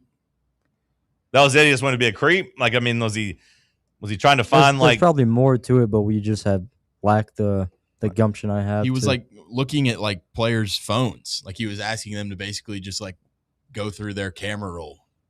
Like he wanted to see if they were talking trash about him, or he was just trying to see if they had nudes of girls. Like, do we know what the reason was? I ain't got no problem with the man wanting to see a beautiful woman. Hey, let me see what you're working with over here. What's In your September of 23, he was calling players into his office, asking to scroll through their phone's camera roll and displaying selected pictures on his office TV using AirPlay. Okay. As of 2 days ago, he said, I don't know if they've officially offered him the head coaching gig, but as of 2 days ago, he says that they're comfortable with this pass of his. And also, former Smokies Christopher Morel going to the Mets organization. Con Knippel's brother, Kager, however you want to pronounce Kager, Knippel, also committing to Duke. So there's a new Knippel Yep. And this guy's tall, right? This guy's like a big, like he is 6'10". Yeah, I was gonna say he's a big wing, And he's right? ranked as a top 50. Yep. Cager Knipple. Is that better or worse than Khan? Worse. Cager's worse than Khan? Yeah. That says a top 50 recruit in the 2027 class. Let me according guess, to he's Joe going Tipton. to Duke. Yeah, that's what. That's what Bubba said. Bubba said he Sam's was cut Bubba off. going to Duke. Sam said, "No more talkie for you, Bubba." He doesn't have a cough button. He didn't want to sneeze in the microphone. True professional, but Sam. And then we have Mexican fans keeping up Ecuador. Cager hopefully. though. Bubba, Sam, is that a more annoying name than Khan? Yes. They're all K's too. All of those kids are K names. K. It is tough K. to find K names, like because you can only do like Kevin. Is the dad named Kevin? Like Kyle. One of Kyle, them's like Chris. King, I think, or something King? like that. King Knipple. That's kind of cool. King Knipple is pretty legit. To me, Khan's worse because it's like John or Don. At least there's people named Khan. Yeah, back in 1942. Yeah, way back in the day. I mean, There's actually just I think Khan is his dad's name as well. Okay, so he's a junior. There's Or a Kidman, Cash, Kinston. Cash with the K? Yeah. Ugh. Cager. And then they just ought to all Khan the be second. kicked in the head. The parents should be kicked in the head. And then locally, apparently the old Mayo Garden Center is going to be a Weigels. No, just what we need, another Weigels. I feel like there does kind of need to be a gas station there. Yeah, there's really not one in that area other than that little sketchy, yeah, whatever that is, that little green one. Yeah. But I don't know. No Mapco. Nobody ever goes there. Having a good gas station there would kind of be kind of nice, actually. That would be a good spot for before you get to campus. You ain't got to worry about it. Be good on game days, too. When you go, you can kind of just pop in there before you get to campus. Yeah, that would be good because the only damn thing on campus is at Casey's. Right. And you don't want to go in there and fight the crowd. So I'm actually okay with that. And then Medicare is going to start covering GLP-1 drugs starting tomorrow. Oh, wow. July 1st. Everybody's going to get skinny. Well, not everybody.